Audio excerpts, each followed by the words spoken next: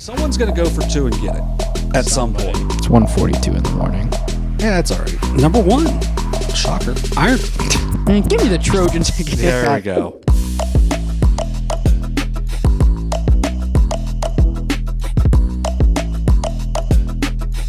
Into Overtime, presented by Perfection One.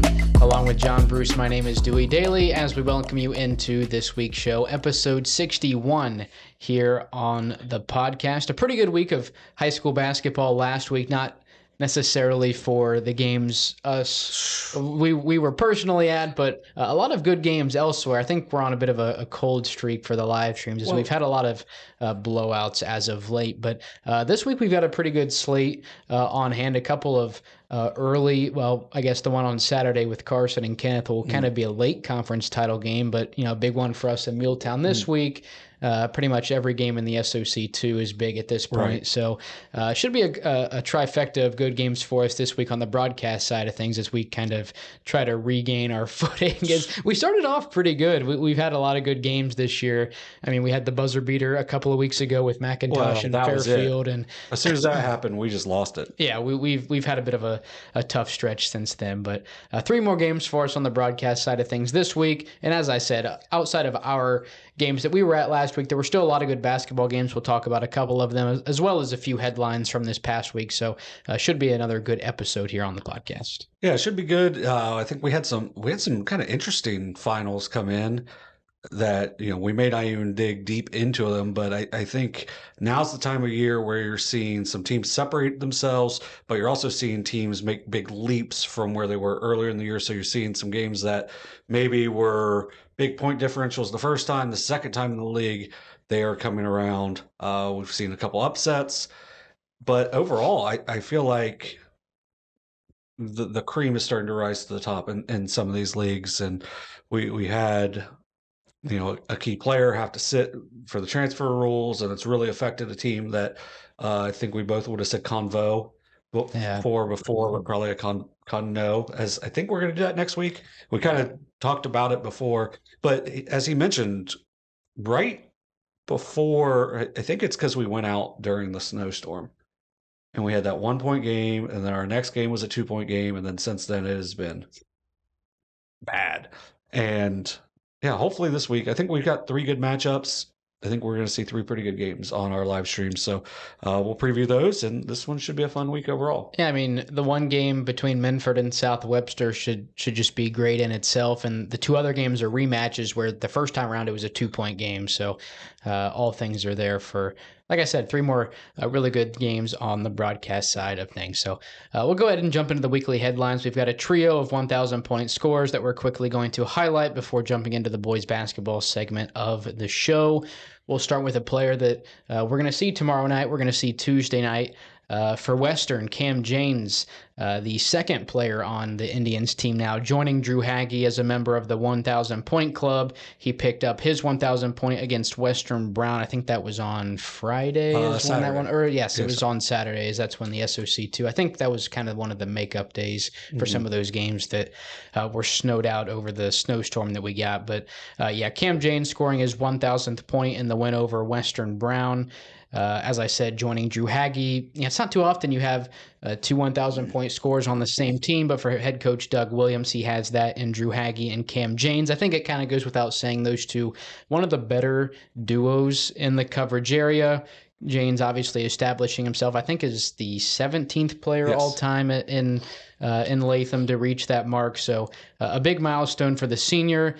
Western, since at 8-4, we'll see them this Tuesday. Big conference game with Eastern at home. It was a 2-point game the first time around. I think they're sitting at like 1-2 in conference play, and not necessarily out of the race. As Eastern is now 4-1, and they lead things. So, the window is still there for Western to make a move to the top of the league. Yeah, but they're going to have to do it in a big way tomorrow night or tonight, whenever you see this. But we're going to talk more about Western as we preview that game. But Kam James, he's just got a great motor. He plays a lot bigger than what he is. He's left-handed. He does a really good job. He can score inside out, rebounds it really well for his size.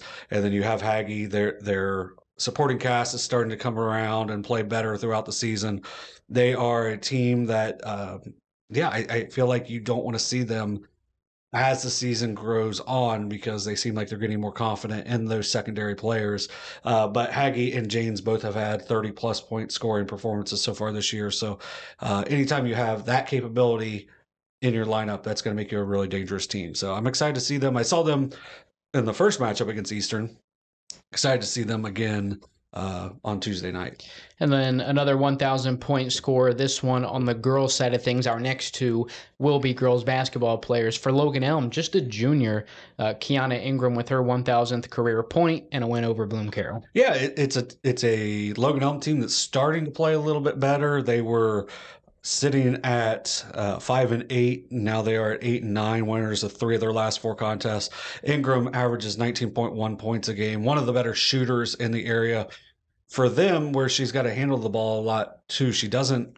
Maybe if she was playing off the ball, she may have like maybe more efficient numbers, but she can do it off the dribble. But man, when she gets her feet set, she is one of the better shooters in the area. Really good player. They've got 3 juniors that really kind of make them go, and I think they're finally starting to get healthy, and that's what's going to make them a much more competitive team down the stretch. They have a really like a winnable week this week. They play Hamilton Township and Washington Courthouse on the road, and then they travel to Liberty Union to close out the week. Now, they could lose all 3, but those are all teams that they could beat. They lost the first time to Hamilton Township and Liberty Union, but I would say that's their first win over Bloom Carroll in quite some time without going back through. But and then Washington Courthouse is a team that's getting better, but Yep. I think that'll be a pretty good matchup. I believe that one's on Wednesday night. So should be an interesting week for Logan Elm. I think they're a team to keep an eye on because, as we mentioned, they don't really have a lot of seniors, and that's just going to make them a team to watch for next season as, you know, they're led by Kiannah Ingram. And then, John, just about on the opposite side of the coverage area for us, down at Waterford, Kendall Sury with her 1,000th career point as a Wildcat. Bit of a lopsided win over Trimble, but yeah, I think you see a lot of these 1,000 point milestones get hit in these blowout games. Sometimes it's because a big matchup is coming up and you kind of want to get it out of the way, so that's not really something that's on your mind. You know, whenever you're playing a big opponent, I'm not sure what's coming up on Waterford's schedule, but when you have an important matchup coming up, I don't think thinking about your 1,000th point, you don't want anything extra involved in the pregame into that big matchup. But nonetheless, for Sury, adding her name into the 1,000 point club at Waterford. Yeah, so it's a, you know, Coach Close does an outstanding job with the Wildcats. They're good. Just a really talented team. Their only loss is to a pretty good Sheridan team in Division 3. Keep in mind this is a Division 7 Waterford team. They're just outstanding from top to bottom. They don't play a whole lot of players, but man, the ones that do play are very strong. And Kendall Sury is a big reason for that. The Marietta commit, they're 16-1. She does some things on the outside for them that, you know, spreads the floor and makes them a more capable team. You know, she's been a big part of 2 regional championships during her time there, but also, you know, a state runner-up last year and a state championship as a freshman. They close the regular season. They play on Monday night, which is when we're taping, against Fort Fry. That one should be an interesting one to follow because I think Fort Fry only has 2 losses on the year. They also finished their regular season with Fort Fry. They play a strong opponent, Williamstown, coming from across the river, and then they're going to try to get a perfect TVC record when they travel to Belpre on the 6th. So once again, they look like they're going to win the TVC as they've only got 2 games left. Belpre has 2 losses, so it looks like they will move on to win yet another TVC title by themselves.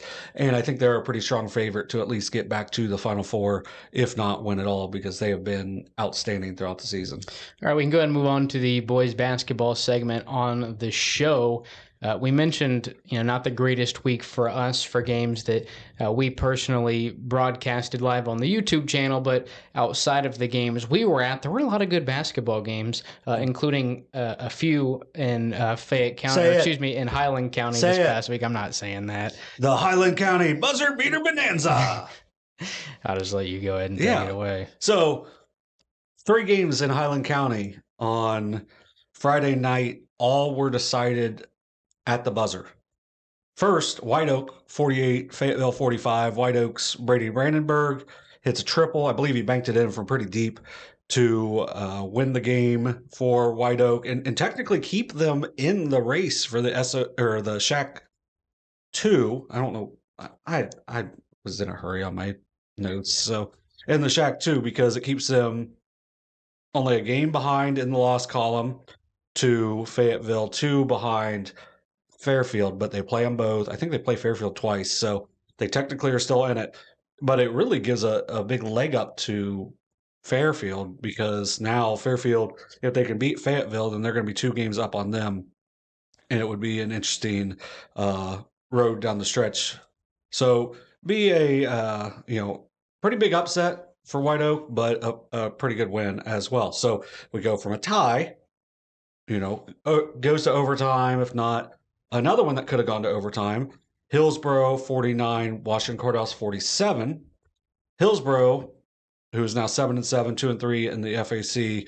Dylan Dixon scores a layup at the buzzer. Tate Davis kind of dribbled the ball out. They started to double him. He just throws a crisp pass inside for Davis, who scores inside at the buzzer to beat Washington, who drops to 8-9 and 3-4 in the FAC.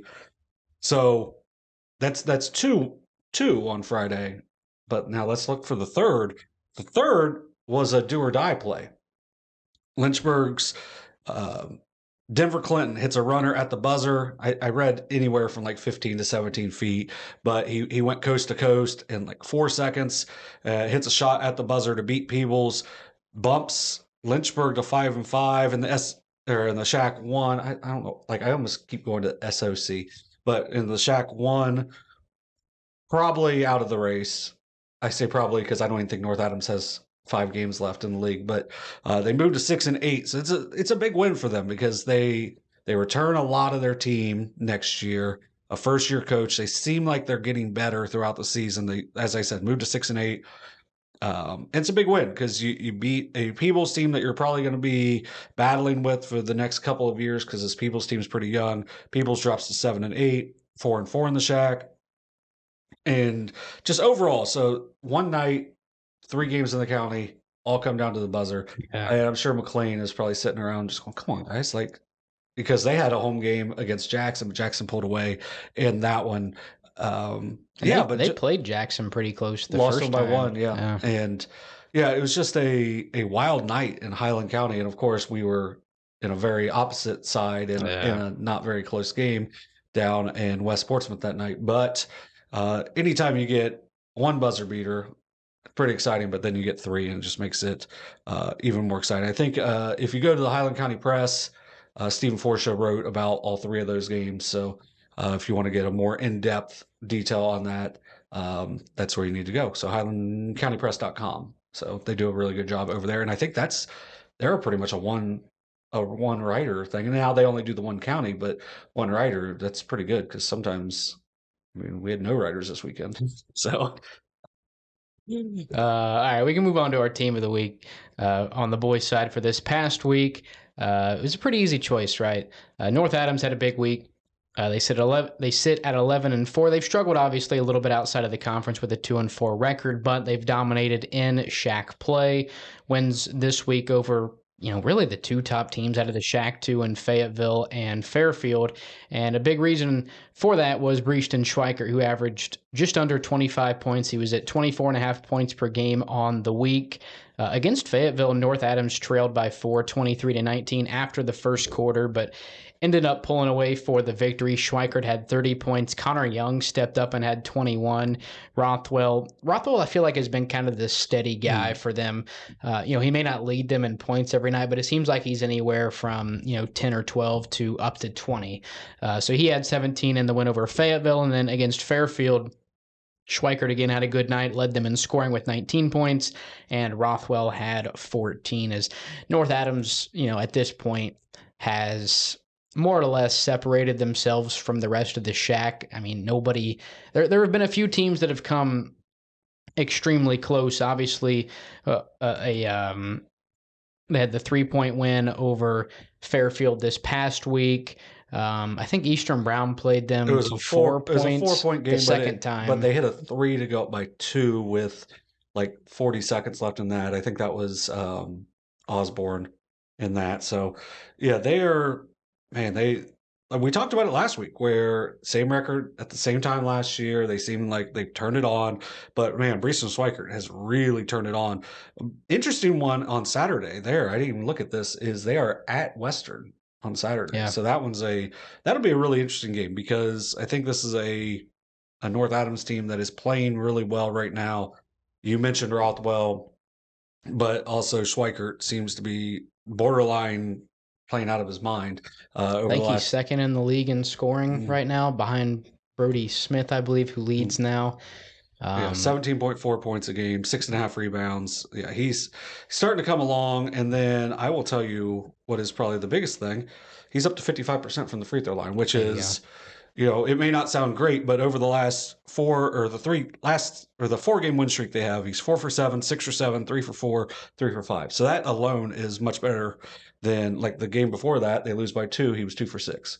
So it's you need him. You need the shoot free throws, but you also need Brees and Swiker to be as good as he's been. And I kind of talked about this today. Like I was at work. Like I don't get to say that all that much, but at work, I'm like talking about this North Adams team, and I said, you return all these guys, but you lost your point guard. You lost your 4-year starter at point guard. Rothwell can do it, but he also was playing in a different position. And while that may not seem like, oh, that's not the biggest, because he handled the ball a lot, but like this week he came alive with, 17 and 14, and he goes 5 for 6 and 6 for 9 from the line. So he's starting to really come along.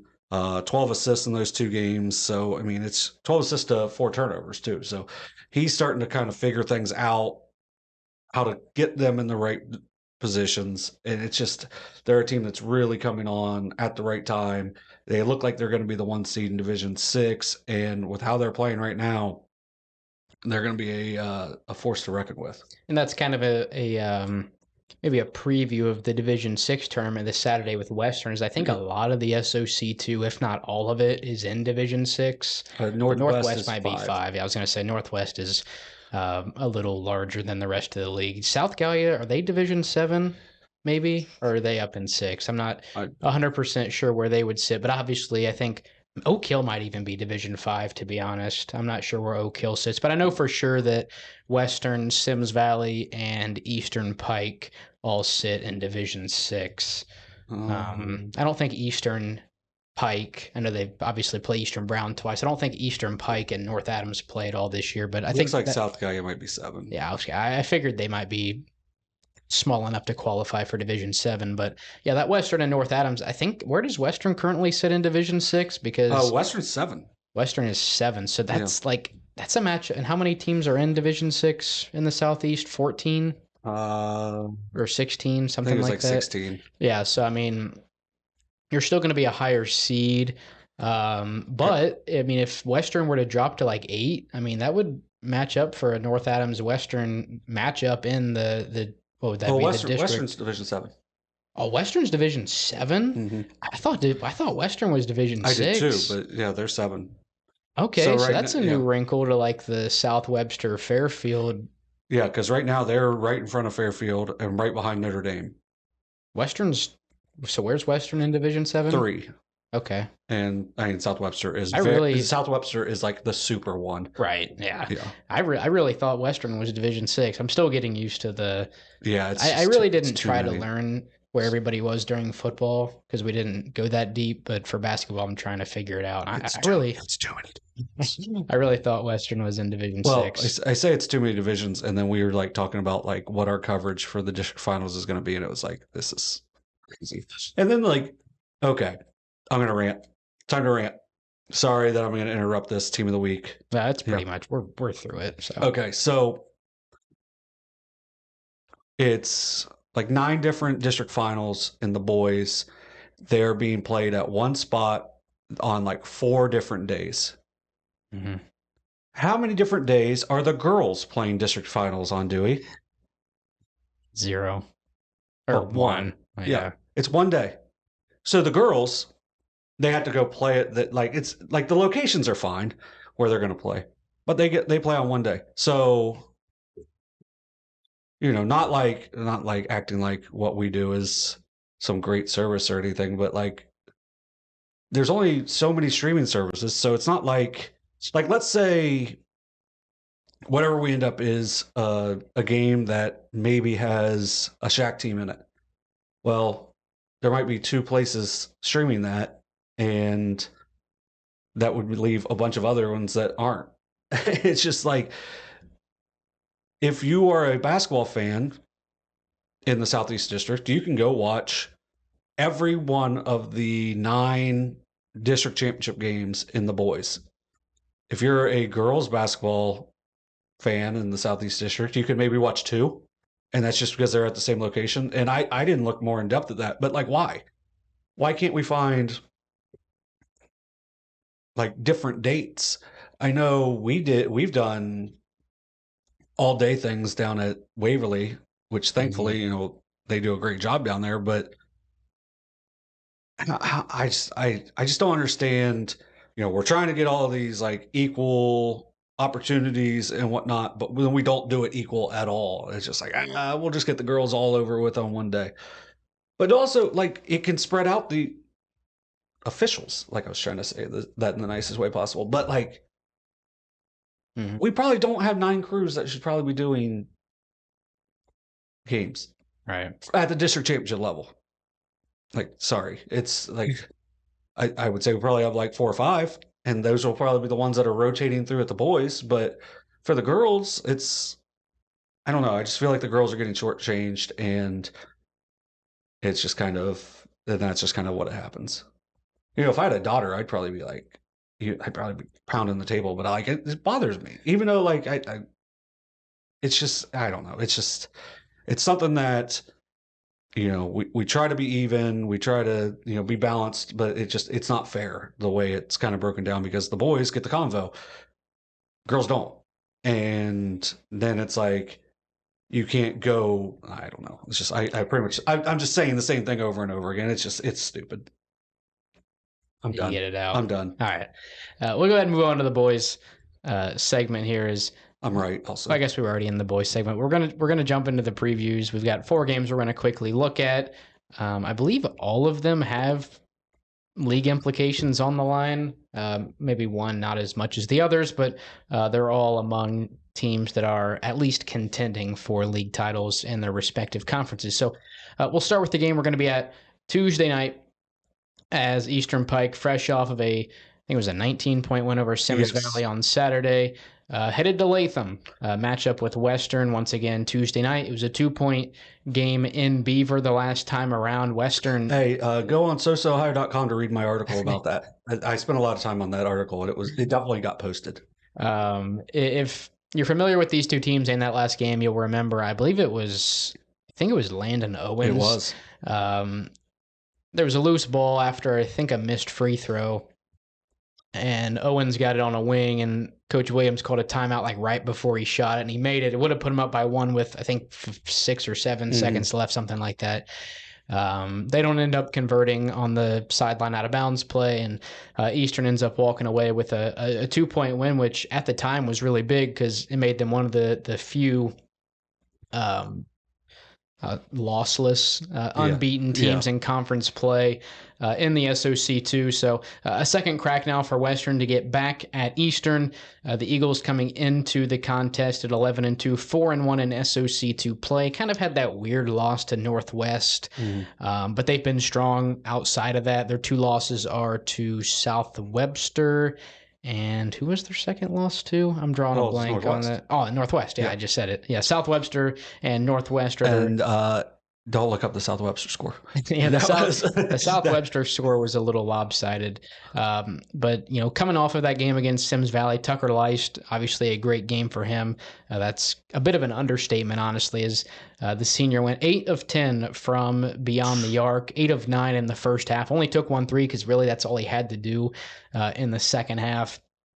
Declan Davis and Boston Webb also hit threes there, especially Davis, a big energy guy, a lot of rebounds. Him and Webb both along with Cade Leist, a lot of rebounds on not just the defensive side, but the offensive side as well. Aiden Warner did a good job controlling the basketball. Richardson did really solid off the bench for Coach Leist as well. It's a really well-rounded Eastern Eagle team, and although I haven't seen Western, you just kind of look at some of their statistics, and you kind of get the same feel for them. Not as good of a record overall. They come in at 8-4. 1-2 in conference play. They've lost to Eastern and Sims Valley, both by, I think, less than 5 points. I think the loss to Sims was 5 points. But, I mean, you look at their 4 losses, only one has been by double digits, and it was an 11-point loss to Wheelersburg, which, I mean, outside of Minford and South Webster, Wheelersburg has been pretty strong this year. We've talked about how tough their schedule has been this season. We've already mentioned the 1,000-point scoring duo of Drew Hagee and Kam James, but Alex Sullivan, Samuel Cataneo, I'll have to get it. I think you got it. Is it Cataneo? Yeah, but I think it might be Samuel Cataneo. I'll get an official pronunciation on that before Tuesday's game. But Cataneo and freshman Landon Owens, a really solid supporting cast. For those players, we've already said it's the second meeting between these two teams this season. And you look at the rest of the schedule, it's the snow really jacked up the league schedule, because for Western, it's their second time playing Eastern, but they haven't played Oak Hill or South Gallia yet. They still have to play both of those teams twice, because that entire week was wiped out. We've said it 100 times. The SOC starts late, and the snow has now pushed them back. That's the only issue with starting late is that. But like they're going to wrap up a lot of these league games after the draw and right before the tournament, which if it might hurt you for the draw, but it also might keep you a little warm going into the tournament. So especially with how deep that league is. Right. It's one of the deeper leagues. Like we've said, South Gallia, like it's a 6-team league, and it's really 5 are contending for the league title. So, and we preached that all week last week, and then Eastern blows Sims Valley out of the water by 19. But Eastern at Western this Tuesday should be another good installment to kind of what the SOC2 has been this season. And it's been a lot of upsets and a lot of close games. Yeah, and in this first matchup, Kam James had, I believe, 33 points and 15 rebounds. And that's, for his size, that's something that Eastern is going to have to really control, because you got to keep him and Sullivan off the glass. Hagee can hit the boards as well, but with Sullivan and James, those are the ones that really impact the game, right around the rim. So if they can control that a little bit, and I thought they rebounded really well against Sims Valley. Now they were stronger than Sims Valley, but I thought the way Davis hit the glass, I thought was really good. Tucker Leist hits it really well, even though he's undersized. I'll tell you what, the player, I mean, obviously Tucker Leist stood out. Like, he was the best player that night. Like, he was unbelievable. But I was really impressed with what Aiden Warner had done in that game, because in the previous 2 games I saw them play, he probably didn't shoot as many times as he did against Sims Valley. Against Sims Valley, he started to force it a little bit and was going to the basket. I think he had 8 points in the game, but if he can do that against Western, I like their chances. But man, this Western team, and both teams, I think, are really well coached. I think you're going to see a really fun game. It's going to be up and down. Well, they're still going to play pretty good defense, but it's still going to be some pretty high quality play as well. So I'm looking forward to this one. It is a must win for Western, in my opinion, for any chance in the league. Yep. But also it would give them a really nice position. Probably would jump into second. And I think if you're second or third, you're avoiding South Webster before the regional. So if you can avoid South Webster before the regional, you got a chance to win a district title. And really, I'm not going to say, they're unbeatable, because they've had a couple of tight games, South Webster has. I was going to say, didn't somebody play South Webster close? Oak Hill. Yeah, I was going to say, somebody played them pretty close to like a 3-point game that maybe you didn't think. Right. Now, I don't think Roberts played that game. So, now that he's been back, I think they've been pretty consistent. Besides a kind of close game against Wheelersburg, and then they just decided to flip that completely the next time they played. But I think you want to try to get into the 2-3 spot in there. Fairfield is hanging around. Western has a really good win over Fairfield at Fairfield. Yep. So this is a big game for Western. I think a win here, and they can possibly move up maybe to the 2 and get a little more leeway to kind of avoid that possible matchup with South Webster in the district final. But I think those are the top 4 teams for sure, especially in a neutral setting. So our next 3 games are all on Friday. This is probably one of the best single-day slates you're going to see in the Southeast District, as it's kind of 3 conference title games Yeah. in a way. I mean, it's maybe not so much for our last game, as they still have to play a second time once again due to the snow. If the snow had held off, this probably would be for the conference, but we'll talk about that game third. So we'll start in the SVC with Unioto at Zane Trace. Obviously, round 2, the last time around, I believe it was 48-36 Yes. was the final, as Unioto went up over top of Zane Trace. The Shermans sit at 15-2, 10-1 in the Saddle Valley Conference. You look, they didn't start off the strongest. Obviously, they had to open up with Miami Trace, who up to this point still hasn't lost. I believe they're 13-0 on the season. You kind of had the in hindsight, the weird loss to Westfall. I would like to see, like, I would not want to watch because I sat on the bench for a lot of them, but like what Unioto at Westfall has been like. I think there's been a lot of wins, but man, it's never pretty. Yeah. Now, Unioto's definitely struggled a little bit at Westfall, as was the case this year. Since starting 3-2 this season, they've won 12 straight. Now, it's a bit of a gauntlet week for Unioto. I mean, a potential team of the week next week if they're able to win out. But they've got Jackson at home on Tuesday before heading to Kenny on Friday to take on Zane Trace. We said a 12-point win the first time around. Now, for Zane Trace, that was without Landon Jarrell. I believe he's been back for 6 or 7 games now.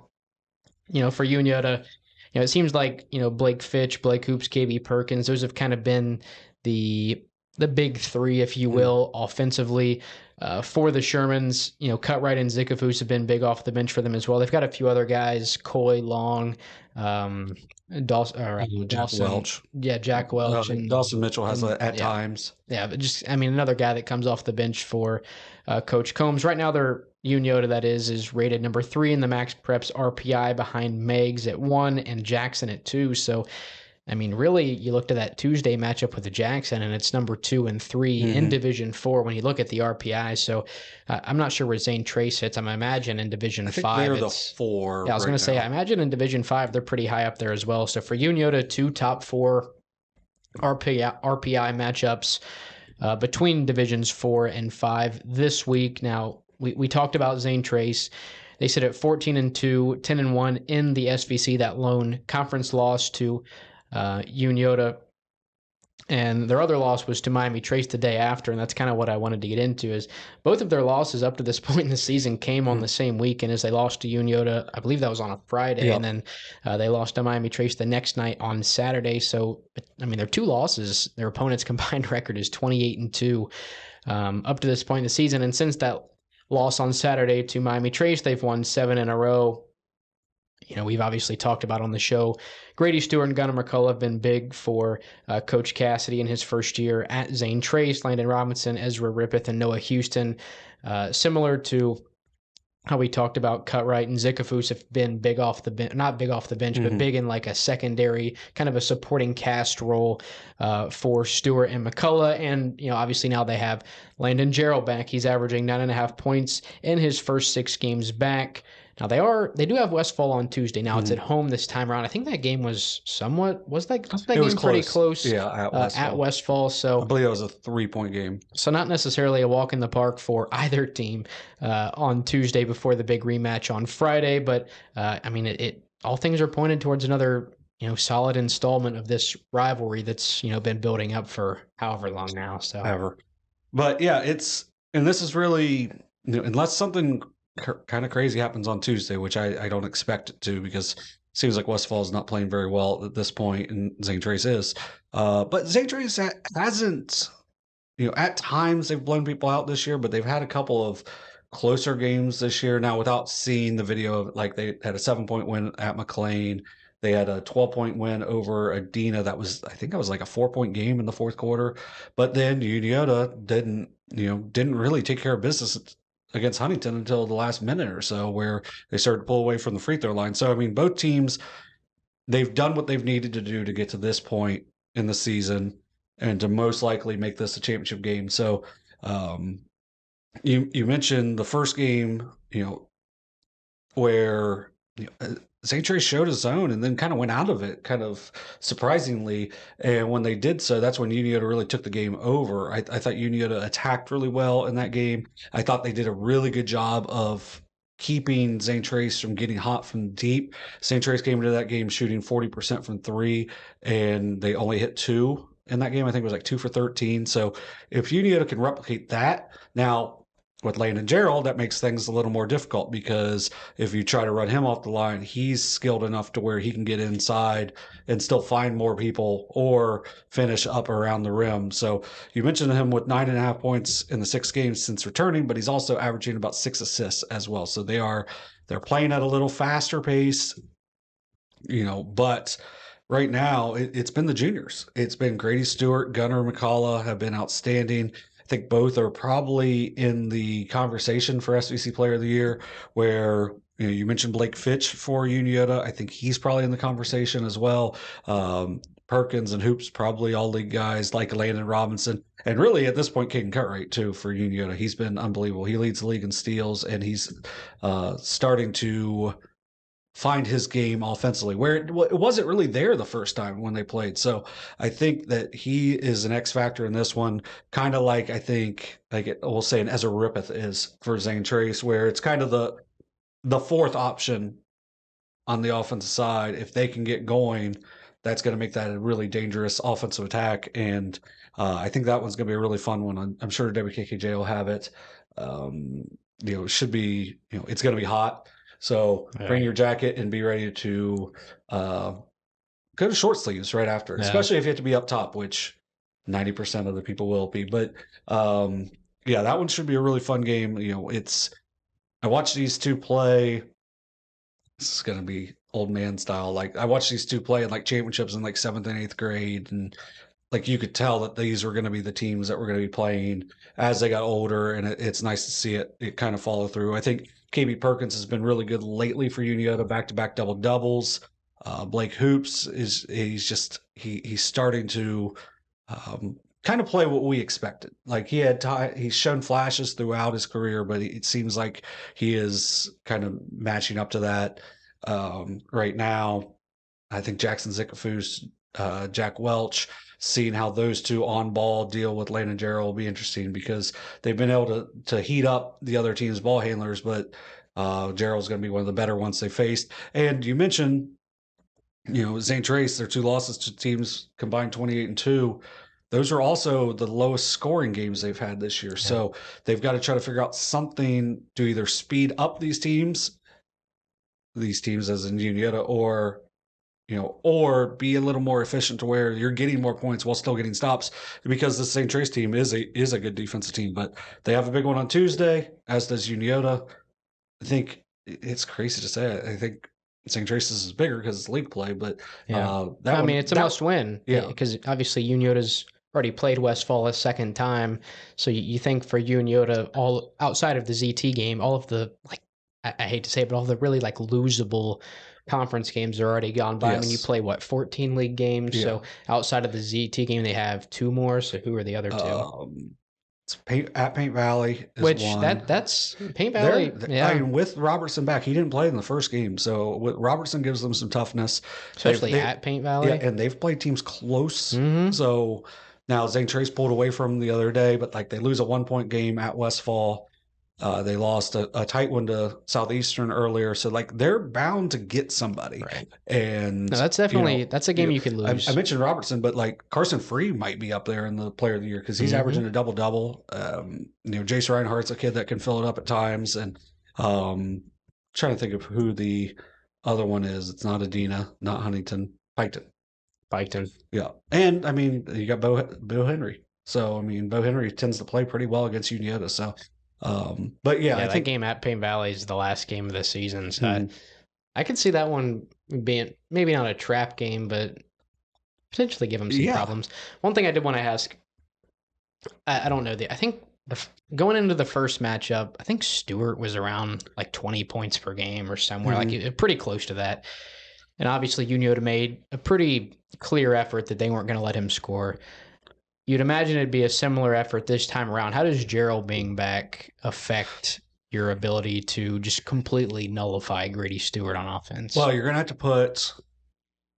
I think you're probably still going to see Caden Cutright on him because Cutright did a really good job on him, and where Gerald's the ball handler, I think it's going to open things up for Landon Yeah. Robinson. Actually, Okay. Robinson's probably the one that gets opened up a little bit more because really, you know,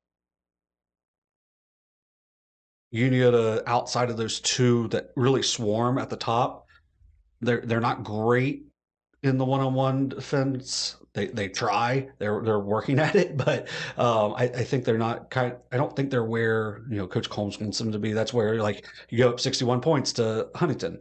Yeah, you outscore them, but there's times where you got to get stops, and I think there's times you can attack. I think they do a good job of game planning, but I would say that Cutright will probably stay on Stewart, but where Gerald can maybe not be shaken as much by Zikafus's pressure, that can maybe he gets a step and then he gets a kick out, and that's going to get an open shot for those guys as opposed to kind of shut down shot. Now they might zone them a little bit more. They played a little bit more zone where you let Zikafus just kind of go wild on the point guard and then you just drop. Um, and that's I think made them a little bit better defensively. But the St. Trace team, with the way they shoot the ball, can be a tough team to zone as well. Now, I will say for St. Trace, that was really their first game on the road in a really hostile environment. Now, Westfall can be that, but when St. Trace missed a couple shots early with those guys that hadn't played a ton of varsity basketball in front of those crowds or weren't the big shot takers, they didn't respond as well as you would hope. But I think they can do that now, especially playing at home, because when that student section at Zane Trace gets going, they can really lift that team. We've seen it in the past, and it wouldn't surprise me if they knock down a couple big shots if they're able to do so. One last thing before we move on. Obviously, Landon Jarrell last year, if he doesn't get hurt at Adina, probably player of the year. I mean, I think that's a safe assumption. I said he's averaging 9.5 through his first 6 games back. How necessary is it for him to maybe have a game to the caliber of the games he was having last year for them to pick up a win this week? Are they? You mentioned Landon Robinson as being a guy you thought could step up. So how important is how? I don't know how to word it. Do they need him to step up in a big way to win? I think they need him to be solid. I don't think they need him to be what he was the first time they played Unioto last year at St. Trace. I don't think they need that. I think they need him to be solid, to get them in their stuff, play good defense, and then score when it's there. I think they're deeper on the offensive talent side right now because Stewart scores it really well. Man, Gunnar McCullough, just his motor. I think he's probably player of the year next year. Yeah, at he least might touch. I mean, really, yeah. it's I never really thought about if this they win year the either. league. If they win the league, there's a chance he gets it because he's been outstanding. I mean, he's gonna. I can't imagine next year he doesn't average a double-double. Right. He's a junior. Yeah. So, and his motor is crazy.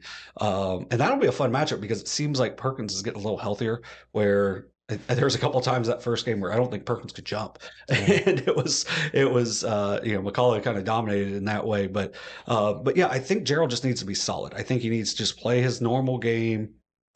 And by playing his normal game, that's going to open up the other guys. Now, trying to do too much, that he can at times do. Like if he's trying to do too much, he can do it because he's that type of player. He's got that type of talent. But I think if the way they're coached, the offensive balance they have, because we haven't really talked about Noah Houston at all. Like they don't go deep, but Houston's a kid who he had a good first game against Unioto. He's shown it at times. Landon Robinson, who may still lead the league in assists. I'm going to put that together tomorrow sometime, but it's a really balanced team. I like what they've done. I think Coach Cassidy's done a really good job this year with them, and I think this is the more we talk about it, the more I think this is going to be a probably an instant classic. I know the last game was a 12-point game, but it wasn't a 12-point game. It was a 12-point game because of free throws. Right. But I do think Makes you wish we had the powers of like to do multiple. Fox and Yeah. CBS where we can like flex games out. Like, Right. let's move this game to Saturday. Yeah. Let's move South Webster Minford to Saturday so we can get this one. But Or let's move um, them all to Waverly and do a doubleheader. yeah, But yeah, yeah, I think, and we haven't really talked about Blake Fitch really at all. And Blake right. Fitch he's so hard to stop. Like that's going to be if they try to go zone, which they did a really good job of the first time. When I say they, I mean Zane Trace. Um, they can maybe slow down Fitch, but he can find the other guys. And that's where Cutright shooting well lately. Zigafus has had a couple nice games shooting. Jack Welch, Isaac Coy shooting almost 50% from three. So you've got different guys. David Long hit a three in that first one. He's like, Yeah. I think There weren't a lot of threes in that no, first game. I I think think it was two it was each. Long and Zikafus hit one, and then I think Noah Houston hit one, and And I'm not Stewart, sure, and then Stewart hit yeah, one. Yeah, there weren't. I'll be honest, the first game was pretty ugly offensively, yeah. but I was very that sick. seems to be somewhat of a trend over the last few years between Mm. those two, especially at Unioto, which Yeah, and is that's and sometimes when good teams play, it's not the prettiest because they are well coached and they do a good job of taking stuff away from each other. So especially uh, in the conference yeah, when you have two teams that are like relatively junior and senior heavy that have been playing against each other for since they're in like fourth right. grade. So Yeah.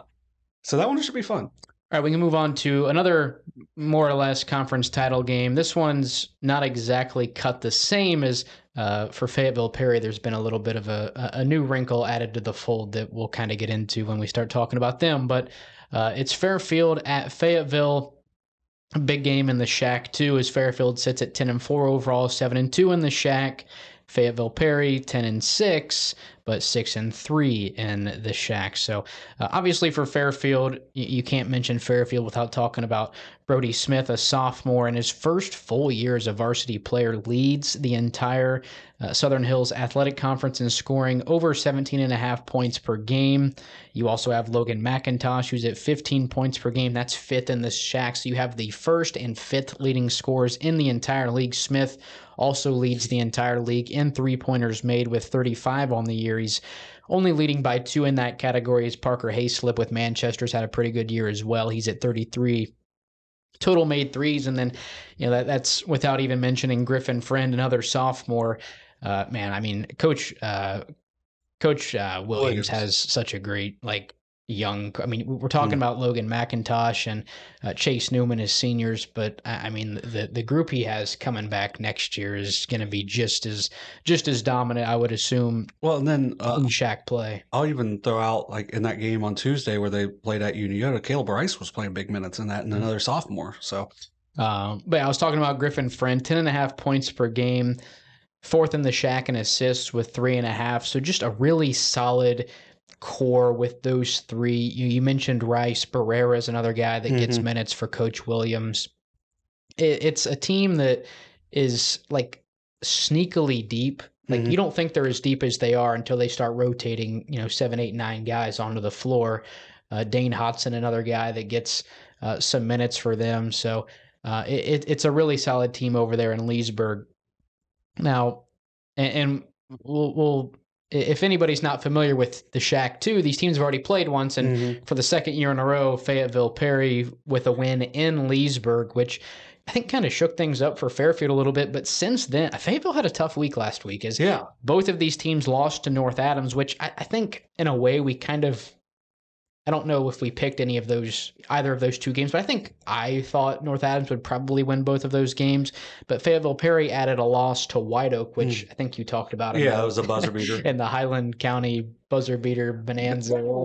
Yeah, there we go.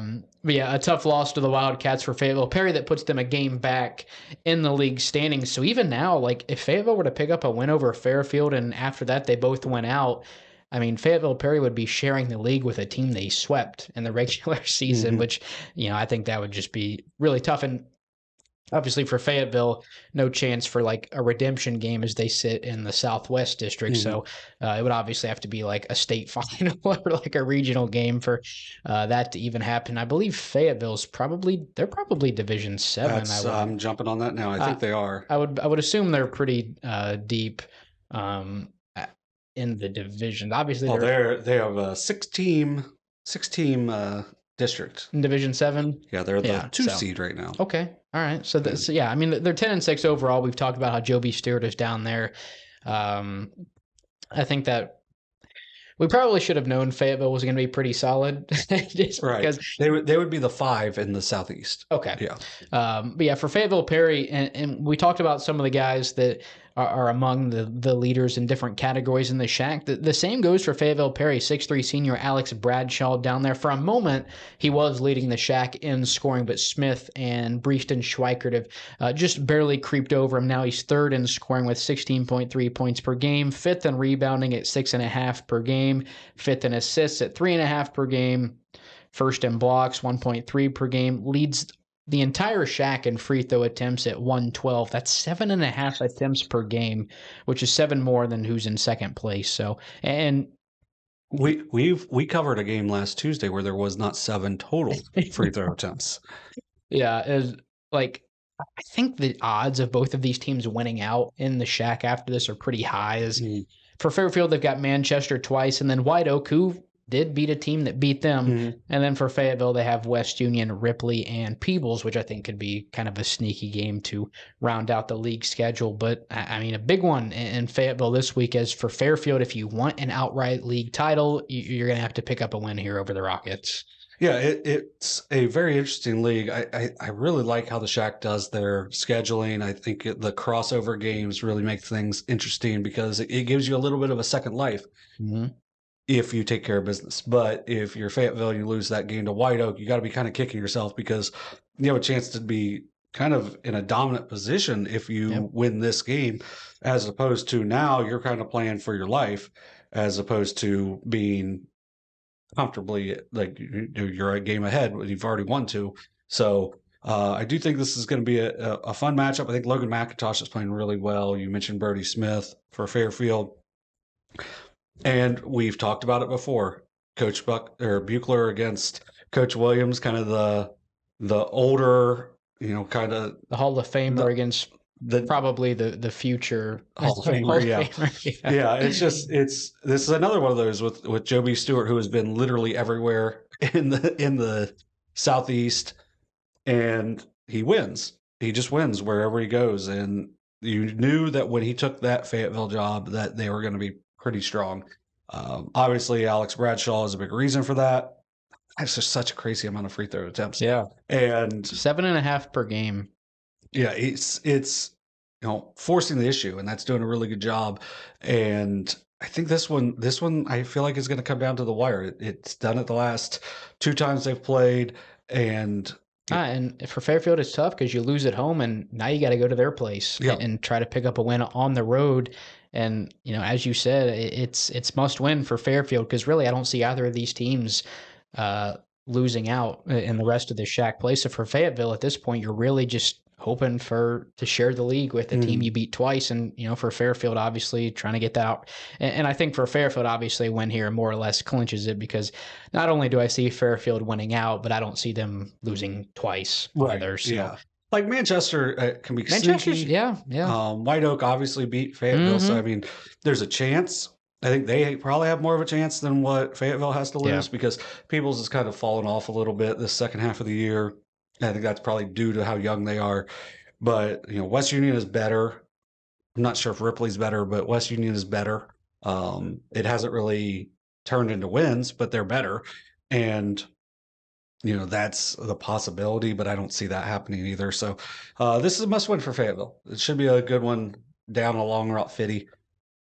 Just keep driving. You're going to run into it. So I'm guessing good guys will be there. I think this one should be definitely as long as you streamable down at Fayetteville. I think they only have one side of the bleachers. I think. Oh, really? Is it just a brick wall on the other side? Yeah, and makes for a tough environment to play. I think the Rockets probably are the home favorite in this one, but I wouldn't be surprised if Fairfield ends up winning this one because just how even though they had 2 losses last week, I believe they're playing pretty well at this time. So should be a fun one.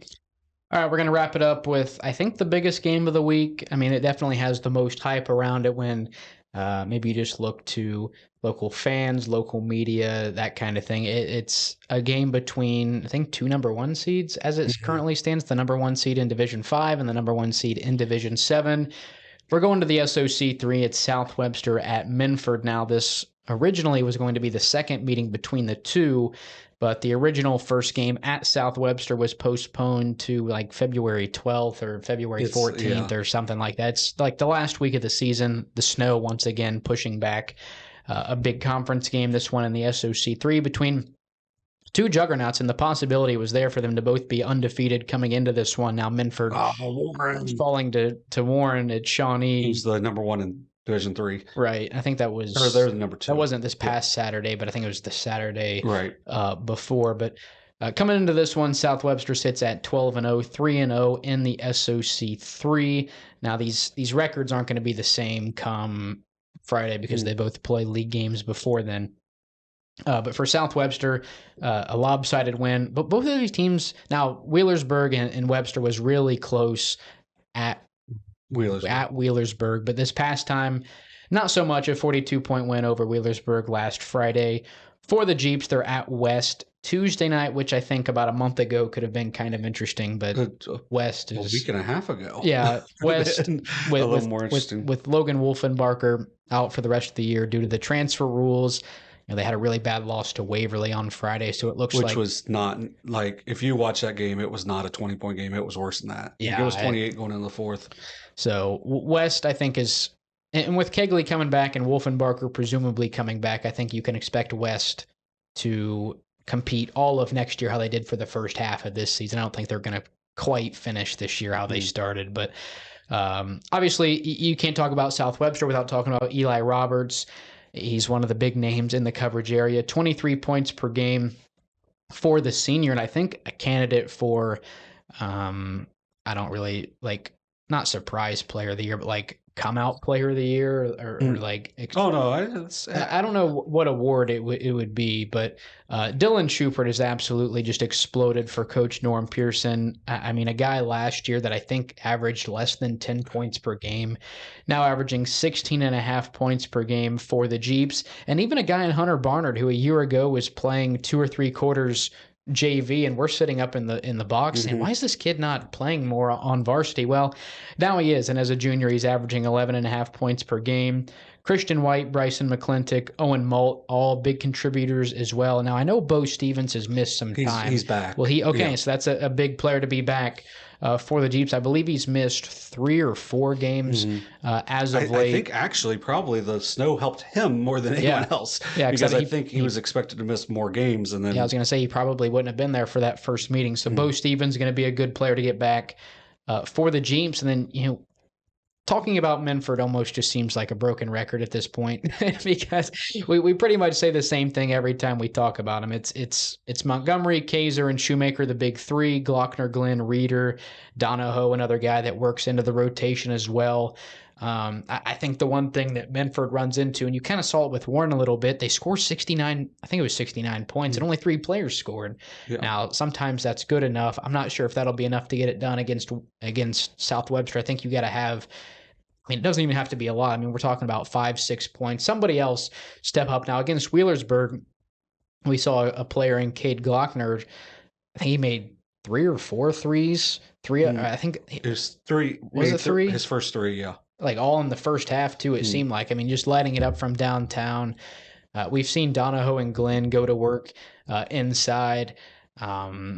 And even against Wheelersburg, a game that Jackson Shoemaker really didn't score until the game was more or less out of hand. So, you know, I'm interested to see that Kaiser and Roberts matchup, obviously, because if you've watched Roberts play like we have if you've seen Kaiser play like we have against North Adams and Wheelersburg, you know, inside of 15 feet, nobody can guard him because, you know, he's pulling up for these mid-range jumpers, and it's really not a matter of if you get a good contest, it's just if he makes it or not, because nobody can get a contest on him. But you throw Eli Roberts into the mix, and that kind of changes things up for the offensive approach, because I don't think you're really going to be able to shoot over Eli Roberts as you'd be able to shoot over anybody on North Adams or Wheelersburg, as we've seen. So, I mean, this Kaiser-Roberts matchup, I think one of the more exciting matchups you're going to get in the Southeast District this year. Now, the only thing I'll say on that is there's a chance for Shoemaker to have a big game Yep. if it's Roberts on Kaiser, which it probably should be. You could throw Schubert on him. It's a little size difference, but Schubert is a really good On defender. Schubert on who? Kaiser? Kaiser, just athletically to try to just hang with him and everything. But if you can just pull Roberts away from the basket, you might be able to find Shoemaker inside because they're going to have a massive size difference everywhere else. And I think rebounding is going to be a big key in this game because what South Webster can do, they can throw so many guards at you. And I think, for Montgomery, he can have a big game, but it's going to be a constant stream of different dudes at him, guarding him. Could be Schubert with some length, Christian White really tough, Owen Malt with some length and toughness, Barnard as well. And then, I haven't seen Stevens play enough to really know, but I mean, he's averaging 8 points a game, and that's with getting hurt during the game as well. So it's a team that they're well balanced. Obviously, Roberts is your go-to guy, but I mean, you mentioned Schubert last year only averaged 6 points a game. It felt like he wasn't shooting much at all last year. And Was it only 6? only six? Yeah, and he's really came alive this year. I think he started to come on a little bit down the stretch at the combo last season. I think in that game against Minford, maybe at Minford, he had like 10 points, which last year in that crowded offense with Timothy and Summer and Roberts, I mean, that was a pretty solid game. I'm not even sure if he started last year, Schubert. Well, I all I know is he made the play of the play of the regional last year down there was they're playing Fairfield. Fairfield was down 3. They ran just this awesome set, and they had a wide open 3 on the outside, and Schubert seemed like he jumped from the paint to block it out of bounds with like 3 seconds left, and it would have tied the game on the 3, and it was just a ridiculous play. And the way the length looked was like it was probably Roberts, but it was Schubert just made a great impactful play. So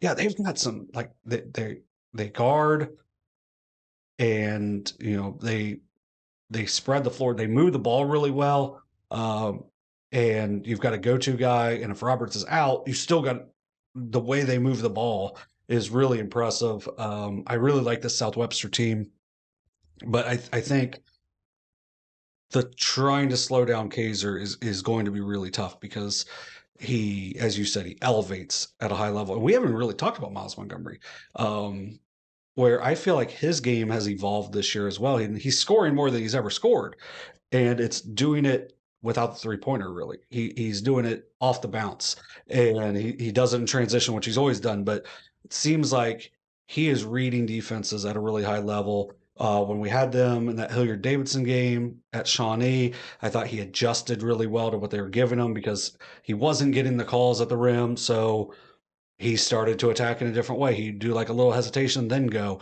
to avoid the contact. And then eventually he started getting calls. But his biggest shot of the game was he did a fake, flared out for a 3, hit it. So it wasn't forcing shots. You mentioned, Cade Glockner. He probably needs to hit a couple shots in this game. I don't know if Reeder's going to shoot with enough confidence, but I like what they get out of Glenn and Donahoe as well off the bench. But it's a team that, yeah, it's really 3 guys that can score it for them. But man, if Glockner can hit a couple shots, that's going to make them really dangerous. I don't know. Like, I'm glad that this isn't one of our quick picks because of this. Yeah, no, it's like tough. I think split last year. I think, and each team won at home. Yep. So And I think Webster won in either Overtime. overtime or double overtime at South Webster. Minford fell apart at the end of that game. Yeah, So a bunch of missed free throws. yeah. So this is a game that one advantage I'll give South Webster is they've played some close games, and Minford has played a couple of close. Davidson, obviously, their average margin of victory before the Wheelersburg game was like 25 points. Right.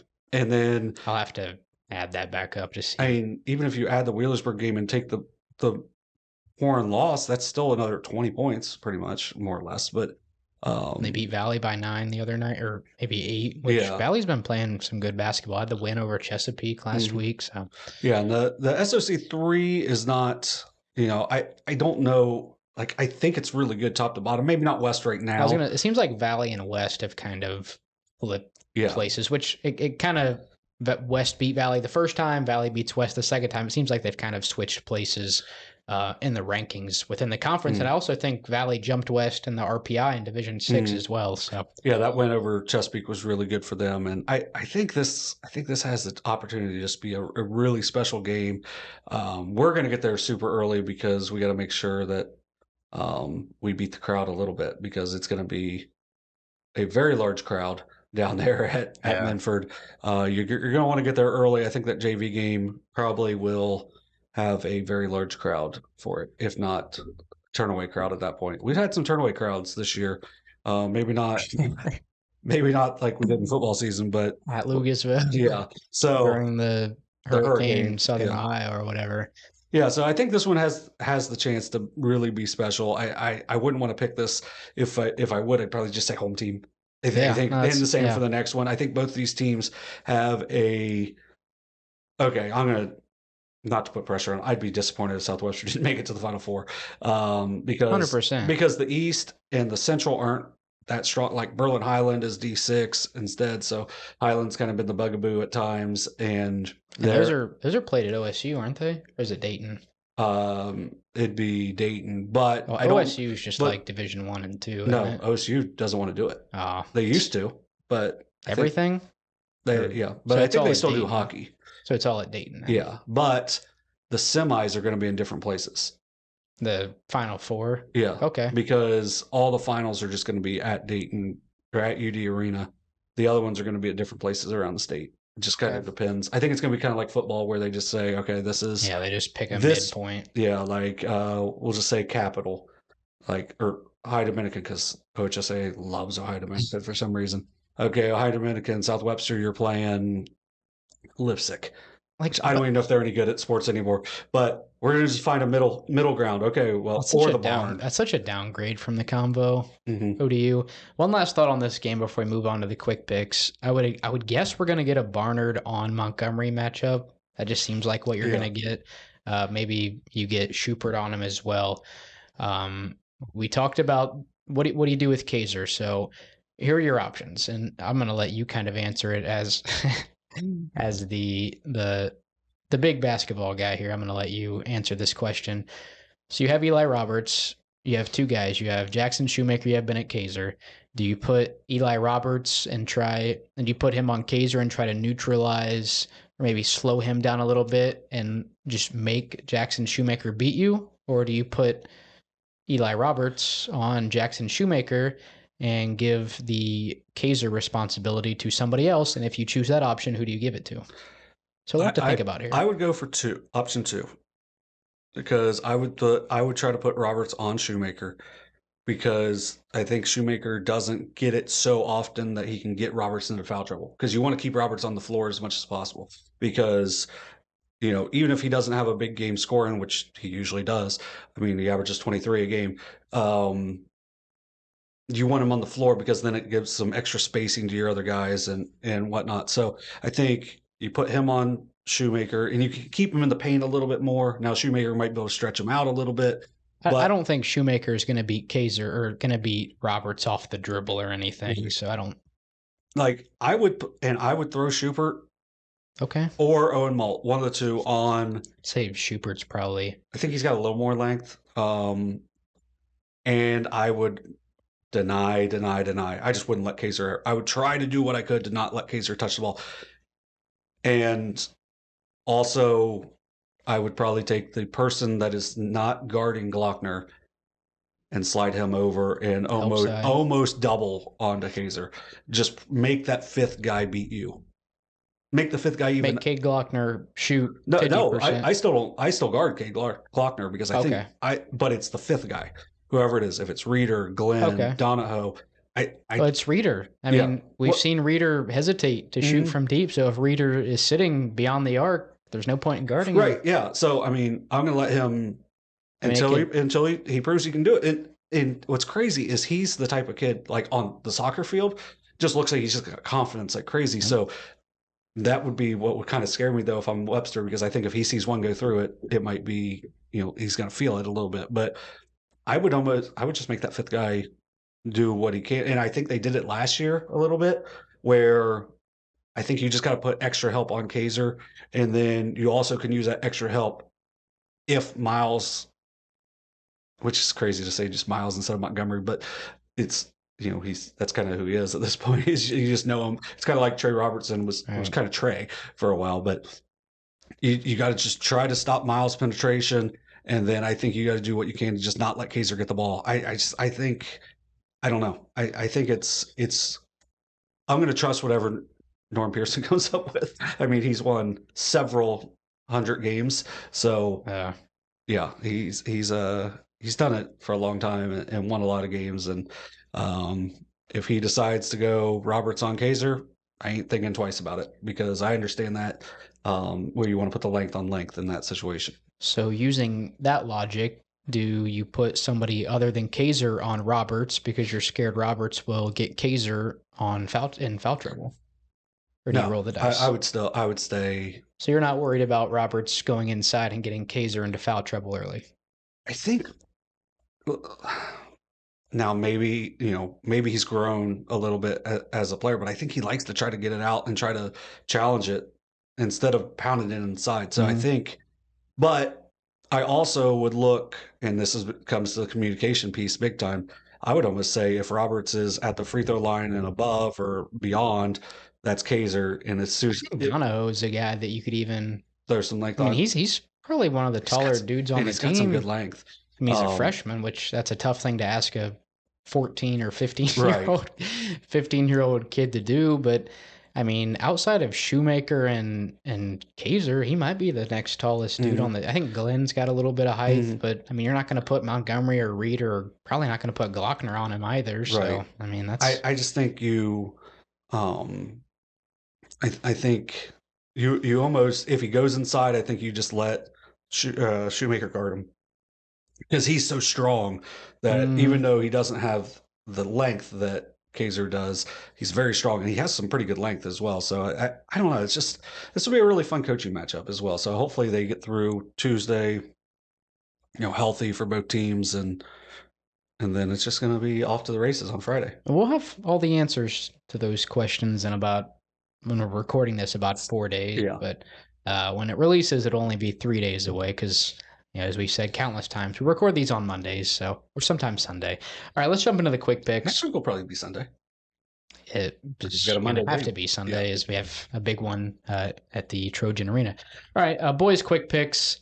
We've got about 40 seconds before we reach the next minute. You can brag about being in first. Yeah, I'm in first place now as I went 7-1 last week because 2 of our games, Miami Trace and Jackson boys, and I think it was Logan Elm and Amanda girls didn't get played. It's so funny how many games have been canceled out of this. So only 8 games. I went 7-1. I didn't. John went 3-5. I was down 3, so I'm now up 1. So I will pick first. The boys' games we're doing Jackson at Unioto, Logan Elm at Circleville, Unioto at Zane Trace, Fairfield at Fayetteville, and Oak Hill at Western. We did a team 2 times, either last week or the week before. I try not to do it, but for Unioto, 2 really big games this week, so I figured. Yeah, you pick first this time. Yeah, so 2 seconds. The first game we're going to go over is Jackson at Unioto. These are the number 2 and number 3 teams in Division 4. When you look at the RPI, Meigs is the only team higher than them, and we know how good Meigs has been this season. It's 2 contrasting styles. I feel like Unioto kind of wants to get up and down the floor a little bit quicker. Jackson, it doesn't seem like they want to, but they can. We've seen them put up some big numbers, but we've also seen them play some closer games than I think you might expect. That we had the close game against Washington Courthouse. They played McClain really close the first time. I think this is it's a game where you pick the home team, so I'm going to go with Unioto in this one. Yeah, I think it's a game where Unioto is going to try to make Jackson beat them from the outside. Now, you can do that as long as you are ahead. If you are not ahead of Jackson, Jackson will take the air out of the ball and they will play at whatever pace they want to play, and they're strong and tough enough to do it. But I'm going to take the home. I'm going to take the home team. I'm going to take Unioto in a close one. All right, game 2, Logan Elm at Circleville. Logan Elm had that great run last year. Nehemiah Wall has just been a great player for the Braves. I think Circleville took the first meeting. Cole Nungester has been a really good pickup for the Tigers. I think Circleville has just been the better basketball team this season. Logan Elm is just like, they've just struggled to get wins, especially in some games where you think they are going to win. This is kind of an easy one for me, especially that it's at Circleville. I say that in Logan Elm, this will be a game that they win, but for my case, I'm going to go with the Tigers. Yeah, Logan Elm's been really inconsistent. I think Wall's been pretty consistent throughout the year, but overall, Logan Elm has not been very consistent, and that's where they're at record-wise. And even though I think that I think they can provide a tough matchup for Circleville, if Circleville can kind of control the tempo, Ed Kirk could have a really big game inside, and because of that, I'm going to take the home team. I'm also going to take the Tigers. All right, game 3, back to Unioto, this time in Kinnikinnick, the second meeting with Zane Trace. It was a 12-point game the first time around. That one was at Unioto. This game has been really tight. I can't remember the exact stat, but Zane Trace has won the majority of the games at home over Unioto the last few times. Landon Gerald's back for Zane Trace, but I think I like Unioto in this one. I think Unioto, like, overall has just played better basketball this year. Zane Trace has had a few close games that, make you scratch your head a little bit. Now, at the end of the day, you just got to win games, and both teams have done that, as both teams only have 2 losses at this point of the season. But, I think I like Unioto in this one. I just think Landon Gerald makes a difference. He does. I think that's I think that's going to open their offense up. I think Unioto hasn't been as consistent over the last few weeks, even though they've had a really nice season. Thanks. Yeah, no, I mean, Gerald, a big reason why they won last year at Zane Trace. I mean, it's a toss-up, and that's what makes this rivalry so great. All right, game 4. We talked about it in the previews. Fairfield at Fayetteville, game 2 this year between these two. Fayetteville, a 4-point win in Leesburg the first time around. Fayetteville sits now with 3 league losses. Fairfield sits with 2. Big conference game in the Shack, too. I like Fairfield in this one. I think Fayetteville might get caught licking their wounds a little bit from the Whiteoak loss. I think Fairfield's going to come in and more or less clinch a league title. I think Fayetteville may have Fairfield's number. Oh, I know it's at home. I know it's at the Rocket Launcher Arena. I don't know, Rocket Mortgage Arena, whatever. But I think Fayetteville is going to give them some issues with their size. I think they're going to do what they can to eliminate the 3-point line, not let Brody Smith get going. I'm going to take the Rockets in this one, in a close one. Give me a tie at the top of the Shack. No, they split last year, so we'll see what Fayetteville can do. Fayetteville's been able to win there twice the last 2 years, just haven't been able to win at home. So definitely one to look forward to in the Shack too. All right, game 5, Oak Hill at Western, another really, really pivotal SOC 2 conference game 2 this week for Western, as they have Eastern at home and then Oak Hill at home as well. This is their first meeting of 2 with Oak Hill. I think Western's going to pull away with this one. I really like the Drew Hagee, Kam James combo. I think Doug Williams is one of the top boys coaches in the Southeast District. I'm going to roll with the home team. I'm going to go with Western in this one. I'm going to take Eddie Abley, Andy Meldick, Gibby Buechler. I mean, Coach Buechler's their grandkid, goes to Oak Hill. Yep. Joseph Anthony's going to be a really tough matchup. 6'3", 250. Western doesn't have anyone like that. Nope. Western. Okay.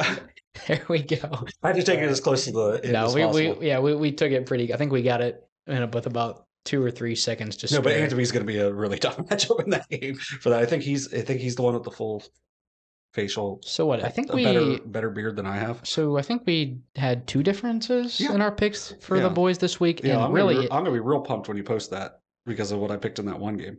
No, I mean, here's the deal. It was really 5 toss-ups, right, at the end of the day. So, I'll be honest, and I'm I hate picking Unioto when we do these, just because how it looks. But I don't know, Unioto ZT. That's a tough one because we didn't get to see Gerald the first time around, and Gerald's only been averaging 9.5 points per game in his first game back. So it's hard to predict. Is this going to be the game where maybe he kind of reinvents his offensive abilities and kind of mirrors what he was doing last year? Obviously he got dinged up a little bit last season at Adena, but is this the game where he really takes off and hopefully for ZT makes that push into the postseason in Division 5, or does Unioto just kind of control the pace of the game again? Even though I think ZT was up at halftime in the last one. Unioto was up, but then they went in that, or was really, ZT up going into the fourth quarter? Yeah, that was when Unioto went in that really long scoring drought, and then they got a couple steals, and that kind of opened the game back up, because that was, I think it was Cutright. He had, like, I think all his points in that game where he just got steals and then had some runouts, and that was Blake Hoops played really well in that fourth quarter, and then Zikafus and Cutright were really good down the stretch, and I think that's kind of where I think Gerald makes the difference in this one. And that's kind of what makes it tough for me, because I've seen these teams over the years, but like I haven't seen either of them play a good game, because I saw Unioto play pretty bad against Miami Trace, and then neither team played good really offensively in the game against each other. So it was just kind of hard for me to get a good grasp of, how that game would really play. Like for Fairfield and Fayetteville, I haven't seen Fayetteville, but I've seen Fairfield play good basketball. They had the nice come from behind win over Eastern Brown a couple of weeks ago. So I will say this. Me still being on the huddle might be the worst thing for me to pick Unioto in these games, because I've watched them, and there's been some games that haven't been the prettiest as of late, but it's 12 straight wins. That's the most important thing is to get the wins. But for Zane Trace, I mean, you're basically 14-0 outside of that weekend, outside of one weekend. Yeah. So it's a week where, if you go 2-3 on the boys' side, you don't exactly feel bad about it, because I'll be honest, maybe besides Oak Hill and Western, well, I'll take that back. Besides Logan Elm and Circleville, I'm not sure any of these games are double digits decided by. The Logan Elm and Circleville could be anywhere from a 1-point game to a 30-point game. So it like I said, we've got a pretty good slate this week, especially on Fridays. There's 3 pretty good games on Friday. All right, we can move on to the girls basketball segment of the show. We're going to give a quick rundown of kind of where but kind of the top teams sit in terms of the RPI throughout. We don't really cover divisions 1 and 2, so it's just kind of divisions 3 through 7. We're going to quickly go over our team of the week that had a really, really good week. And then we're going to preview a couple of games and do our quick picks and then get out of here. So, John, if you want to go ahead and do the RPIs for divisions 3, I think we're going to go 7. We're going to start with 7. Is it, descending order when you go from the bottom to the top? Yeah. So Division 7, Waterford's going to be the one. It's not really close. Green looks like they're going to be pretty comfortably in the 2 seed. South Guy is kind of hanging around in the 3. Maybe if Green has a slight trip up, they could play Notre Dame a second time. And that game keeps getting bigger, because they both had pretty substantial wins over teams that were hanging around in the league. That Green beat Clay pretty handily tonight, and then Notre Dame beat New Boston. Yes. So those are 2 good wins for them, and that sets up for, as of now, next Monday. We'll see on that one. So that's Division 7. Waterford is obviously the big one there, but Green, I think they're well coached, and obviously you have Happy Knapp. You're going to have a chance any night that you're out there. Slip as well. Yeah. I mean, it's hard to even call her like a supporting piece, because I mean, it seems like you could throw her on a team by herself and she'd be able to carry the load by. She would have monster numbers on a team where she wasn't the secondary option. So yeah, they're a very good team as well. South Guy is they lost some really talented pieces, but they've had a really nice year as well. So Division 6, Fed Hawk and Belpre are going to be fighting for the 1 seed. I think Fed Hawk has played a little bit better of a schedule, even though I think Belpre might have got them both times. But Whiteoak, you fixed it for me. Thanks. I don't know how to do anything on the computer. I'm old. Fed Hawk and Belpre fighting for the 1 seed. More than likely, Whiteoak and West are going to be in the 3-4, but they're also not very far behind. Eastern Brown is the 5 as of today. If you look at the Division 6, it's probably the most tightly contested amongst the top 5 teams, and then it drops off pretty bad after that. But Division 6 is pretty wide open. Speaking of wide open, Division 5 is not. Portsmouth's going to be the 1. Fairland's the 2. It's pretty cut and dry. But I think they get 3 teams out. I think it's still 3 teams to the regional in Division Is it? I 5. thought it was just 2 district champs. I can check, unless you want to do it. Um, Because, outside of Portsmouth and Fairland in Division 5, towards the top, you have Minford, who had a big win over Wheelersburg. Wheelersburg, another one of those teams. North Adams also in there as well. North Adams, didn't they go to the regional last year? yes, I think they they've got the gone regional final. back-to-back years. They've Yeah, gone at least to the regional tournament. I think they lost to West in the semis a couple of years ago. yeah, Then they won the semis yeah. last year and made to the They final. lost in the semi That was when the because dude was yeah, doing the thing on uh, his phone on it. yeah. So Uh, yeah, whatever. So they were the better team. They were a better team 2 years ago and lost in the semis and then got to the final a year ago before they lost to Portsmouth. So yeah, 3 teams get out in okay. Division 5. So that 3 and 4 seeds are going to be what you really want because that's going to avoid Fairland and Portsmouth, but also gives you the inside track at possible district championship. So Minford right now is the 3. Wheelersburg and North Adams aren't that far behind for the 3 as well. That one, as you go further down, is kind of wild because Adina right now is the 9. Mm-hmm. Adina played Unioto really tight on Saturday, and they've beaten. They beat Piketon twice. No, They lost to Piketon Piketon twice, but they twice. beat Huntington Yeah, and then twice. Huntington beat Piketon twice. Yeah, I Yeah. don't know. So, That like those 3 teams, they're like season series against each other just make no sense. yeah, so those Like those teams can beat teams, but they can't beat the teams they beat. right. Like it's so messed up. Yeah, so they're like those 3 are sitting in like the 6 to 10 and Oh, is Piketon, Huntington, and Adina all Division 5? yep. Okay. And so I think they're teams that if they get the right matchup could be really interesting. I think Adina's playing really well. Like we had them on stream a couple weeks ago against Huntington, and I thought they moved the ball better Really? than. Should have beat a McClain team Mhm. that's I'm sure sitting at the towards the top of Division 4. Yeah, and I think that Adina team has the chance to be really interesting in the right matchup. And I don't know how it I think they matches. match up with Minford. Mm-hmm. I mean, for Lindsey Williams, what's your answer? Corinne Day. Mm-hmm. I mean, I think that would be a pretty solid matchup. That would be something that Minford would be a little upset about. Like, oh, that's who we got. Right. Like it's not. But I think Minford, if they can avoid Portsmouth to get out, it's probably like okay, No, we'll take what we 100%, get. 100%, But 100%. yeah, it's a Minford team that they beat Fayetteville this past week. They're a very tough team. Seems like they're finally healthy and getting going. You have a Division One player in Lindsey Williams. Lexi Conkle was hurt for a while. Seems like she's coming along. Kerrigan Davis starting to come along as a freshman. Then you get Maggie Reisner, Marley Pendleton. They've got some really nice depth. So they got a big one this week with West. I'm going to be down there on Thursday. I think I may go to Fayetteville. I don't know. Somebody has to go to Fayetteville. That's why I'm like, it's we'll it's talk not about that much further. We'll talk about that game in Yeah. a minute, but yeah, But somebody's got to get down there. Division A 4, couple of big games in Fayetteville this week. yeah, Division 4. Even though what Fairfield Union is undefeated, they are not that far ahead of Circleville. They play them on Friday, and that one probably decides who the 1 seed is. I think it'll probably be Fairfield Union. As well as kind of where the MSL title goes. Yes. Either split or all with the Falcons. So yeah, that one's going to be a big one. We won't preview it because we previewed it the last time they played, but that one's going to be a big one. So Circleville probably is going to be the 2 right now, but McClain and Hillsboro are going to be fighting for the 3 seed. And I think you really want to do what you can to win that game because then you're avoiding a district final with Fairfield Union. And then our last one, this is a kind of crazy one, is Division 3.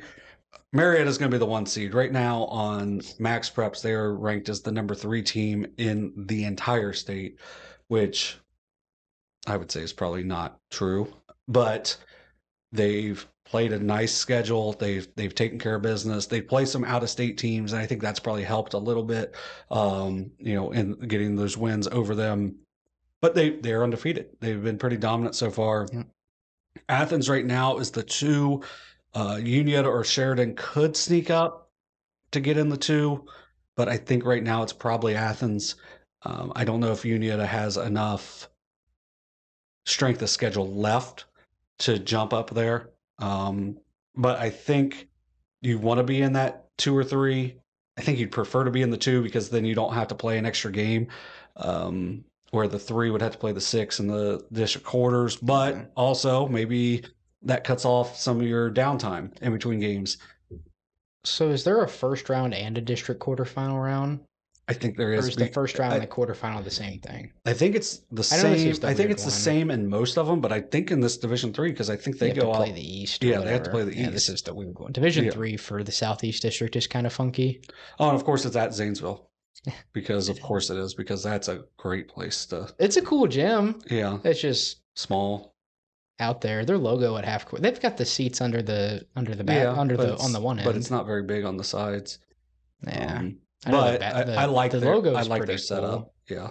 It's like a basketball with a Z on it or They had whatever. probably the best hospitality room I've ever been in.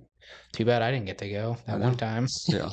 No, you pieced out once they said that. I thought weren't you just like I ain't going. I wasn't gonna go up there. I mean, if I wasn't getting paid for it, why would I drive to Zanesville? That's like an hour and a half just there. I went, and by the time I got there, it was over already. So Yeah. yeah, so that's kind of the RPI rundown. It's the tournament brackets should be coming out maybe not this next week, but the week after. So keep an eye on that. I think if you go to the OHSA website, you pick like sport tournament, you go down to either boys basketball, girls basketball, whatever side you want, and then it's one of the first options. You find the RPI, go to it, and you can check any district in the entire state. So that's where we can run down Fayetteville and whatnot. So yay. All right. Yeah. So move on to our team of the week. Yep. All right. So we're going to go over our team of the week, preview 2 games, and do our quick picks and get out of here. So our team of the week from this past week, the Whiteoak Wildcats. They sit at 12-3, 10-1 out of the Shack 2. I believe their only Shack loss is, I think, to North Adams is who they lost to, which North Adams is on the other side. So White Oak still undefeated. I believe you might want to check that for me just to make sure. I believe White Oak is still undefeated in Shack 2 play. We've gone over it a bunch. You play the teams on your side twice. You play the teams on the other side once. It ends up adding up to 13. Yeah, they are because they only have 2 league games left. So right. So for White Oak, was their only league loss to North Adams? It was a 2-point loss to Eastern. Oh, to Eastern Brown. Okay. Yeah. Has White Oak played North Adams yet? Did they already beat North Adams? They play tonight. Oh, they play tonight. Okay, so this is going to be the last game. Yeah. Because they're at 11. That's crazy that they're going to be done before February. No, yeah. So, I mean, this is going to end up, I'm not sure if it will be for Fayetteville, but for White Oak, this is going to be the last league game for them. Fayetteville has West Union tonight, which could be tough.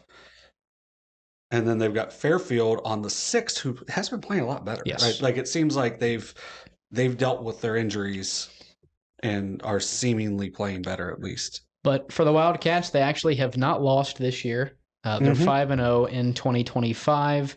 They picked up a win.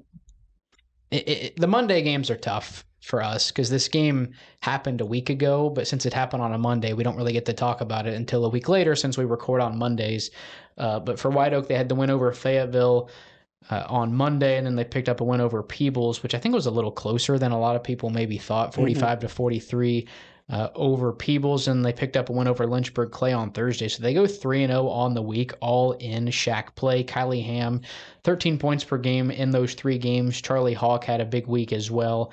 She had 12 points against Fayetteville. Addie Hawk had 10 points against Fayetteville as well. So they had a few different players step up against the Rockets, which I think you're going to have to replicate if you want to beat them a second time to ultimately clinch the Shack 2 title.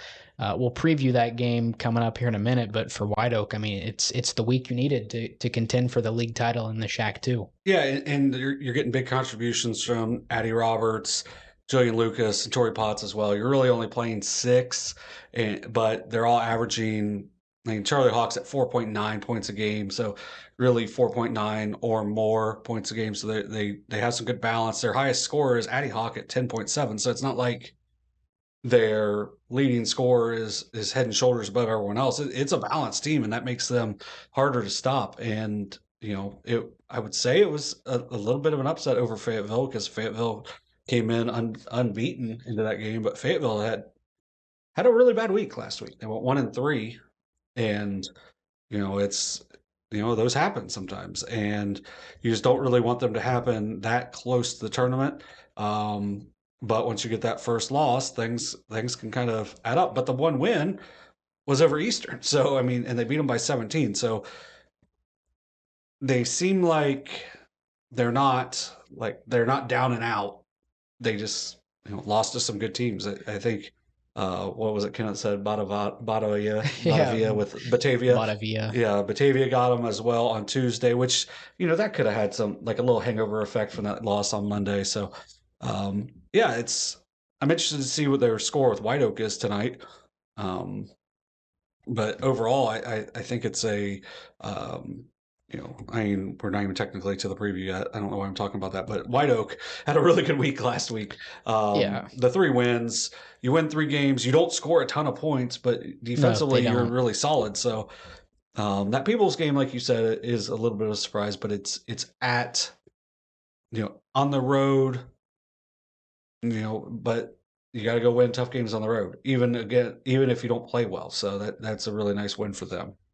I will say for Whiteoak, if you've never looked at the Shack Athletic website, it's probably the best greatest website for sports statistics for a single conference in our coverage area.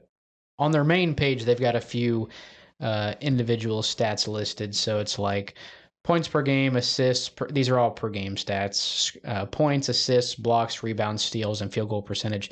White Oak sits at 12-3, contending for a league title in the Shack 2. They have one player that ranks in the top 5 in any of those, and it's Torrey Potts, 4th in blocks per game at 1.2. So I would guess it's just a defensive effort they do to just stymie like offensive approaches of other teams, because they're seemingly not doing it by scoring a lot of points. They're doing it by, getting stops defensively, doing a lot of things that clearly don't show up in the book. Looks like Waterford beat Fort Fry by 5. Okay. So that was a tight one. One thing I do want to pat my own back here, pat myself on the back. If you go back to the previews, I said I'm so excited for this. I said Ripley probably wouldn't win the Shack 2, but they would be okay, because last year, what did Ripley go? Let me check I've got my page. Okay, let me check what Ripley did last year. So Ripley last year, okay, they went 12-12, so they're not too far off. I said they would be okay this year, and I mean that's a pretty vague prediction, but I mean they're sitting at 10-7. They're 4-6 in league play, but Brooklyn Manning last year was their leading scorer. She's at 12.4. Raquel Hackney has absolutely came out of nowhere as a junior, because last year in 24 games, she averaged 6.3 points.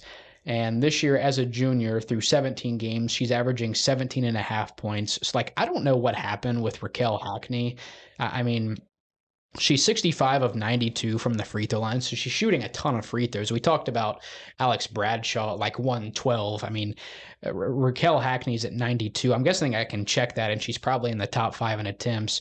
She's 15 for 48 from 3.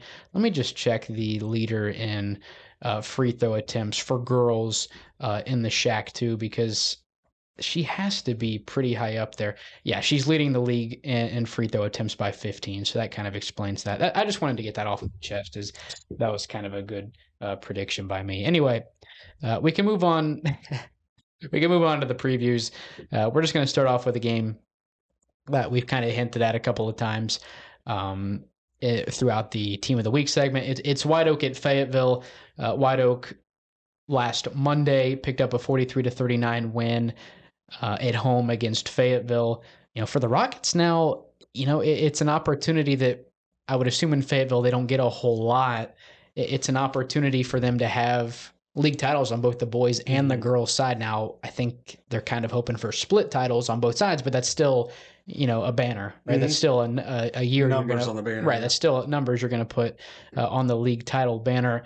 For White Oak, they come in at 12-3, 10-1 in the Shack. Fayetteville, a little bit better overall record, but kind of just because they've played 2 more games. They sit at 14-3, 9-1 in the Shack. So technically for Fayetteville, a half-game lead as it stands. For White Oak. White Oak, technically a half-game lead. A win for Fayetteville would, I think, give them a half-game lead. obviously they haven't played the same amount of games up to this point in the season. But I mean, a 4-point game a week ago, I can't imagine it'll be a whole lot different the second time around as these two juggernauts in the Shack 2 square off for either an outright league title for Whiteoak or, as of now, a shared league title between the two. Yeah, it should be a really fun matchup. As you mentioned, they're really balanced attacks from both sides. I think Fayetteville plays a couple more players, and that's what makes these teams good is the fact that they are balanced and they don't really rely on one player. Now, that could hurt you in a game where one player can kind of get going and like kind of really catch fire. But overall, it makes it to where you're harder to game plan for. You have a bunch of different players that can really score it. Aubrey Barber shoots at a really high percentage from three for Fayetteville. They're and I feel like when you look at the years, maybe White Oak, maybe they take a step back because they do have three seniors in their top six. But this Fayetteville team outside of Kleemeyer is all underclassmen. Mm-hmm.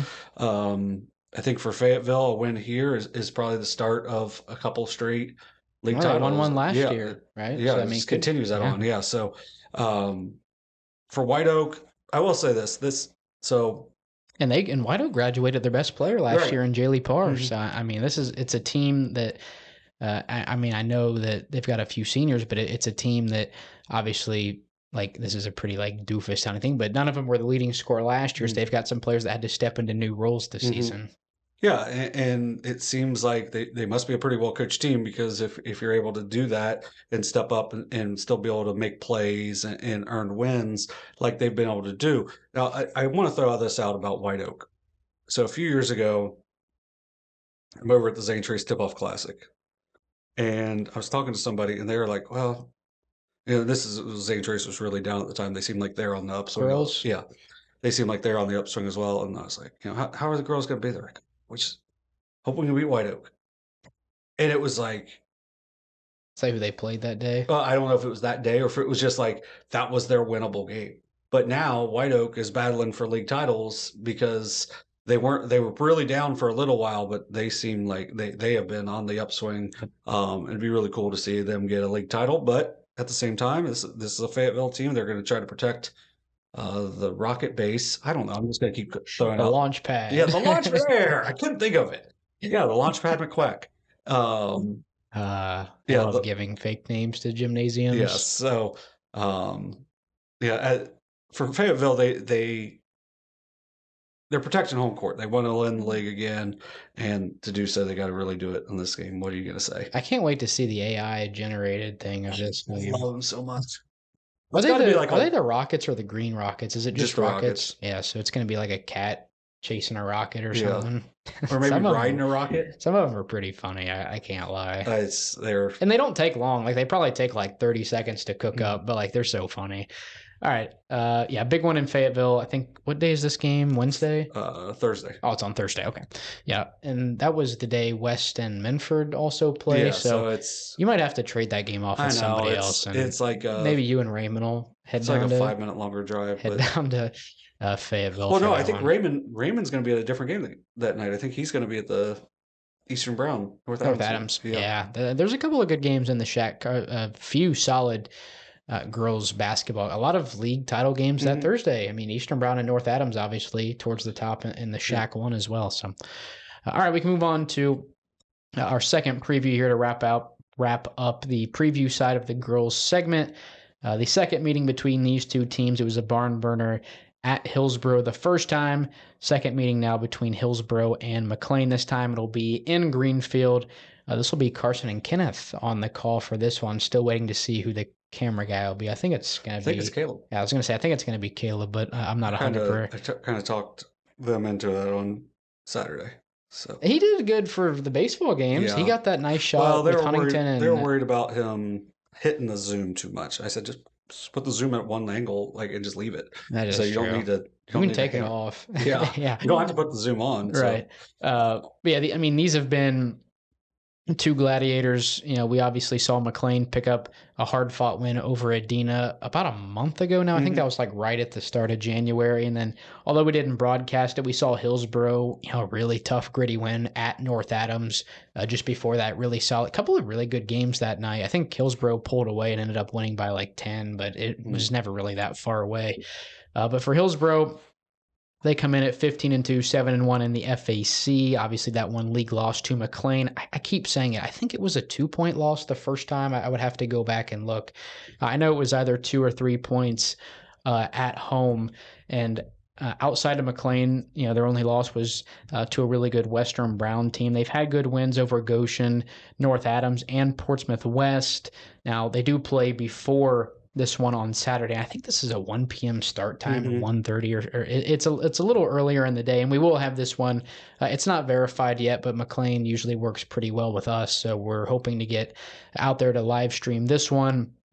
But before the game on Saturday, Hillsboro has a date at Chillicothe to take on the Cavaliers, so you expect them to move to 8-1 and 16-2 overall prior to this big FAC game with McClain on Saturday. And for Hillsboro, right, it's names we've talked about all year. Tylee Davis, I'm not sure how many games. I know she started off the year with like 8 consecutive double-doubles. She's averaging a double-double, 15.5 points and just under 12 rebounds per game. I'm not sure through 17 games how many of those she's had a double-double, and obviously it's a large majority of them because it would have to be for you to average a double-double. But Kira Boyd, Kobe Miles, Peyton Bledsoe, Ella Jordan, they've got some players that really contribute well. In that North Adams game, is Dinah Ames played really well in that game. So another freshman. Yeah, I was going to say her and Jordan, a couple of really solid freshmen. And Davis is just a sophomore. It's a lot of they're very spread out. I was going to say it's not all underclassmen because you have a couple of juniors, but it's pretty much, and I say pretty much, it's a team that's going to be back next year. McClain, you're going to lose Peyton Bledsoe. I was going to say for McClain, they've got a couple of players that are going to graduate, but I mean Pryor's going to be back as well. So you figure this is probably going to be the 2 top teams in the league next year as well. Yeah, I think this is just going to be the start of a little bit of a run for these teams playing each other pretty often for the league championship. And this is a big one because, it was a 51-49 win for McClain the last time they came back from a pretty heavy deficit in the second half. I think Hillsboro has the ability to stretch the floor. They can knock down some threes, especially Davis, who shoots about 40% from 3. But McClain, I think, that they've got some big wins. You beat Adina, you beat Piketon, beat Goshen, then the biggest, Hillsboro. So, and these are both Division 4 teams. These are both Division 4. Without looking at the RPI, technically an opportunity for a third matchup. I'm not sure if that's possible before the district round, depending on where they sit in terms of the rankings. Right now, they're the 3-4. Okay. I think if Circleville winning tonight over Amanda ends up being might throw a little bit of a wrench in there, but if Circleville loses to Fairfield Union and loses to Athens, maybe they could drop, and it could be. They would have to be 2-3 at this point, which I would like that. Yeah, I'd like to have them a third time. Right. So, this McClain team, you have Paisley Pryor, 19.2 points a game. She leads Highland County in scoring, one of the top scorers in our coverage area as well. Boys or girls, really. Yeah. Anna Eikenberry as a senior, that's going to be the big one because what she can do inside for them. She averages just under, literally just a point under 10 points a game. She's at 9.9. I think it was in 13 games, she had 129 points. So it was literally just, one free throw. Lara Henson, 8.5 points. She had a big play in that Adina game. Yeah, she had a big block in that Adina game. I think Brenna Wright does some good things for them. 5 points a game, senior. Katie Cook had a game where she hit some big free throws down the stretch. She's made some big winning plays for them. They don't go super deep on their bench, but I like what McClain brings. I think both these teams are well coached. I think it's just going to be. It's going to be a really fun matchup on Saturday. I'm looking forward to you watching the stream while I'm driving. But it's going to be, that'll be a nice one for those guys to call. Hopefully we get it and everything. But Yeah. yeah, it's going to be a really fun matchup because 51-49 the first time. Hillsboro's going to be out for vengeance after losing at home. For McClain, they are looking to finish perfect in league play, and this would give them a big step forward in that because what are they? They are 7-0, right? Yes. So they got Chillicothe on Wednesday, so they would still have one more league game after that. But I really think outside of these two, that's going. Okay, wait. You have both of them playing Chillicothe on Wednesdays. So, because originally I read it as Hillsboro was at Chillicothe, but now you have McClain at Chillicothe, so I didn't know which. Sometimes I didn't people know are which one tired. it was. This is one of the few opportunities that, and we're gonna move on to the quick picks in a minute, where we actually get to pick a game that we're live streaming because neither of us are on the call for that one. Okay, so right now McClain plays there on Wednesday. Okay. So of course I looked up McClain first, and now this because it's MaxPreps, it's going to take 7 years to get to it. And it doesn't go right to the schedule because that makes sense. So They play Chillicothe tonight. okay. Hillsboro does. Okay. So Yeah. and tonight being Monday. Yeah. So Whatevs. apologies for. There's probably some people like, well, how can we play Chillicothe Wednesday? We already played them this week. So do they not play on Wednesday then? Are they off until Saturday? Yeah, they're off until Saturday. So. And that is an early day game. And as we said, it's not set in stone yet, but we are gunning to get the broadcast crew there for that one early Saturday afternoon. Fill-ins. Yeah, whatever. Just kidding. But yeah, we're hoping to get there. It's not official yet, but if things go our way, we'll get back to Greenfield for the second time this year for more or less the FAC championship. More or less the FAC championship on the girls' side. So, all right, you ready to move on to the quick picks to wrap up this week's episode? We're gonna have to hurry up. We got yes. No, we're gonna have to just go to 30. Huh? Just go to 30. No, we'll wait a minute. We'll wait a minute. So, yeah, we do get to pick this game. Yeah, that's what I was saying. We get to. It's a rare time where we get to pick games that, pick a game that we're live streaming because I think, when's the last time we live streamed a game and neither of us were there? Actually, I think I know the answer to that. When? I think Jacob. Oh no, never mind. Oh, never mind. I was thinking of something. When do you think the time was before that? I remember Jacob and Coxie did like Jackson or Wheelersburg at Jackson a few years ago. Jacob and Coxie did our regional semifinal game, but I was there. Yeah. Okay. The 5 games we're picking for the girls' side: Eastern at North Adams, Whiteoak at Fayetteville, Fairfield Union at Circleville, South Point at Wheelersburg, and Hillsboro at McClain. So, a lot of conference games. I mean, Hillsboro McClain, Fairfield Circleville, Whiteoak Fayetteville, Eastern Brown, North Adams, all big league implications. So we'll start with Eastern Brown at North Adams. I'll be honest, I think Eastern Brown has one of the best coaches for girls in our area. It's a guy that just knows how to win games, right? And he's been able to do that this year. I think they're 13-5. Sophia Yule has been really good for the Warriors. It's at North Adams. Rob Davis, another really good coach in our coverage area.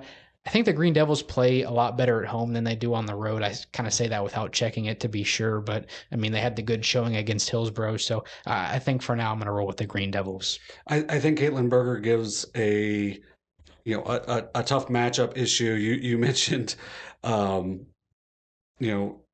she does a really good job. Both coaching staffs are really good. Ultimately, North Adams won the first meeting, and it was because of a huge second quarter in that. And really, they were pretty balanced in that, as Emma Pistol was really good. Because of that, I think I'm going to take the size advantage for North Adams. I'm going to take the Green Devils as well. All right, game 2, we talked about it in the previews. Whiteoak at Fayetteville for the second time this season. Whiteoak picked up the win at home over the Rockets to, for now, take a lead in the Shack 2 standings. It's a big one this time around. I picked Fayetteville to win the league at the start of the season. I'm having trouble picking against them just because I want to roll. I want to double up. I want to get the quick pick right, and I want to roll with my preseason pick. So I think I'm going to go with the Rockets in this one. I like your pick there, Kleemeyer, the standout senior for the Rockets, but I'm going to take the standout seniors for Whiteoak in this one. I think Addie Roberts, Kylie Ham, they do a really good job. They shut Kleemeyer down only 3 points last Monday in their last meeting. And in this game, I'm going to take the 3 seniors to beat the 1 senior with Whiteoak. Tori Potts makes some big plays down the stretch as well. Give me the Wildcats. All right, game 3, Fairfield Union at Circleville. I believe for the Falcons, it was a double-digit win the first time around over Circleville. Now, that one was at home. They got to go to the Glow Fiber Gymnasium this time around. Obviously, with Coach Bigham, it's a really, really solid, a really good, a really well-coached team for the Tigers. They went undefeated in the regular season last year before eventually losing to, I think, Sheridan in the district finals. So, obviously, they've been there before. They know how to win big games. I think the Christian Thompson effect is going to be in full force this week. I find it hard to pick against Fairfield Union. Fairfield Union, they seem like they're really rolling at this point. If ever there's a time for Coach Bigham to kind of just throw something together, a game plan together to get a big tough win at home, it would be this, to run that chance for a perfect regular season for Fairfield Union. I'm going to take the Tigers at home. I think Addison Edgington can balance out a little bit of what Christian Thompson can do, and the Tigers are going to win a close one. All right, game 4, South Point at Wheelersburg. Kind of an interesting non-conference matchup, OVC on SOC3. Yeah, well, you're the first one. Oh yeah, I forgot I have to pick first. Yeah, I mean for South Point, Saratina Jackson, it's just tough being a team not named Portsmouth or Fairland in the OVC because unfortunately you just don't have a chance right now. Now for Wheelersburg, they had a win over Waverly Monday night. It's at Wheelersburg. I think Dusty Spradlin's a really good coach, another one of those top area coaches. It's a Wheelersburg team that's had a lot of success recently. I think I'm going to roll with the Pirates in this one. Seems like the freshmen are starting to play, growing as the season goes on for Coach Spradlin. I think Artrip and DeHart do a really good job coming off the bench and being really active. I think Mia Vastine does a really good job as well. Saratina Jackson's going to be a tough matchup for them, but I'm going to take Wheelersburg in a tight one at home. Do we have a minute left, or do we have 2 minutes left? We have a minute. Did we start at 9:20? Yeah. Did we? Okay. Yeah. I thought we started. Well, now you're putting us behind. No, I thought we started at 9:21. The big one for game 5, Hillsboro at McClain. We picked this one the first time around. I think we both went with Hillsboro. And I'm going to be honest, I think I'm going to stick with that pick, right? I think they have more players that can produce in big ways. I think McLean's a really well put together team. You talk about Eikenberry, you talk about Pryor, Henson, and Wright. You mentioned Katie Cook as well. But I think just from top to bottom, I think Hillsboro is the better team. Did I do the FAC? I think I picked Hillsboro to win the league in the preseason. So I'm going to pick the Indians in this one to get a big road win. You've given me no time. So I'm going to take the balance of the Indians. I think that they have more high-end scoring. I think they have more athletes to throw at Paisley Pryor to try to slow her down and keep her under her 20-point-a-game average. Because of that, I'm going to take Hillsboro in a very, very, very good game. I'm telling you, I think we have a minute to spare. We don't have a minute. I don't think we started at 9:20.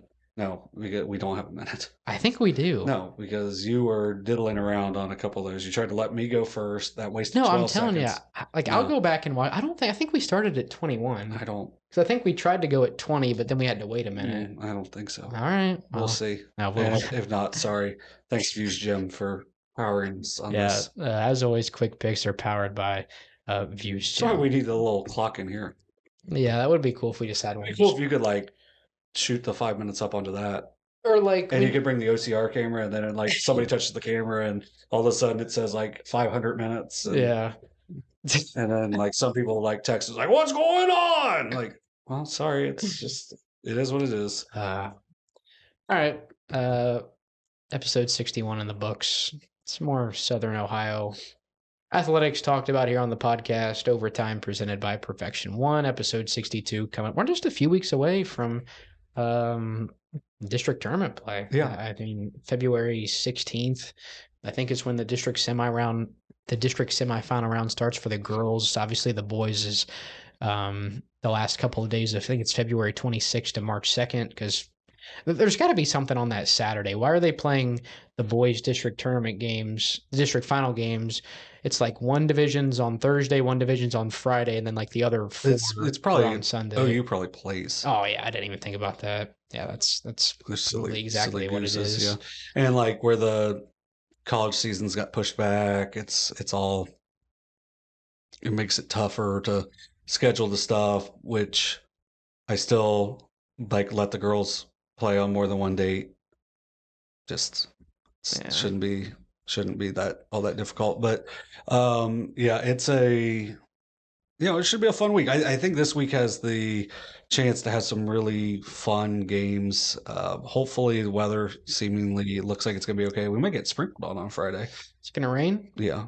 Well, good thing So, I have a dark blue Chillicothe Paints windbreaker to okay, I wear. was going to say, because that's definitely red. Yeah, I know. I Yeah. got a dark blue one too. Shout out Evo Shield.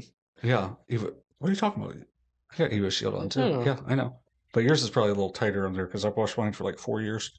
it's different material. Oh no, it's probably the same. No, but it looks like it's, yeah. So, I never got a SOSA one. I wasn't cool enough to get the no, Evo you Shield weren't. stuff. You were not. I was not cool enough to get a jacket until I went and just found one. And I saw Kenneth wearing. I was like, "Hey, Kenneth, can you wear a size smaller?" And he's like, I guess I can." That's how Kenneth sounds, right? Oh, did he give you his and you gave him a smaller Uh one? huh. Okay, that makes sense. Yeah. But yeah, and thankfully we've had them because some of these gyms aren't warm. No, no. Some of them are very warm though. Some of them Mhm. are very hot. Yeah, I feel like tomorrow's going to be hot, but we'll see. So make sure you tune in Thursday, Coaches Yep. Show, the Coaches Show on Thursday. We're gonna have a bunch of they're gonna have a bunch of random guests. I think the John Bruce effect won't be in effect on Thursday because I think I'll be at a game, but um, yeah, I think they're gonna have the normal crew, and then they're gonna have a bunch of in studio people.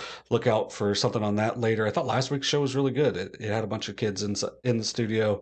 Um, we're trying to figure out what's going on with that show. Like it's just like it's a work in progress. It's not what I think the vision was to start, but I think it's better than what the vision was to start. So it's um I just I think the call-in aspect works best for football season. I yes. think the call-in aspect is more of a football thing just because it's always been football Friday night, 10 p.m. These coaches are going to call in after their games. Hmm. Whereas for basketball, when teams are playing 2 or 3 times a week, not everybody plays on Friday. So it Right. just kind of limits the availability for some of these teams. So I think Well, yeah, and it's hard to nail down the perfect formula, but I think they're on the way to doing that. Having a lot yeah. of, I think for the winter sports season, especially the in-person guest is probably a little more, favorable than Hmm. maybe just trying to, nail down some people to call in. So Yeah, it's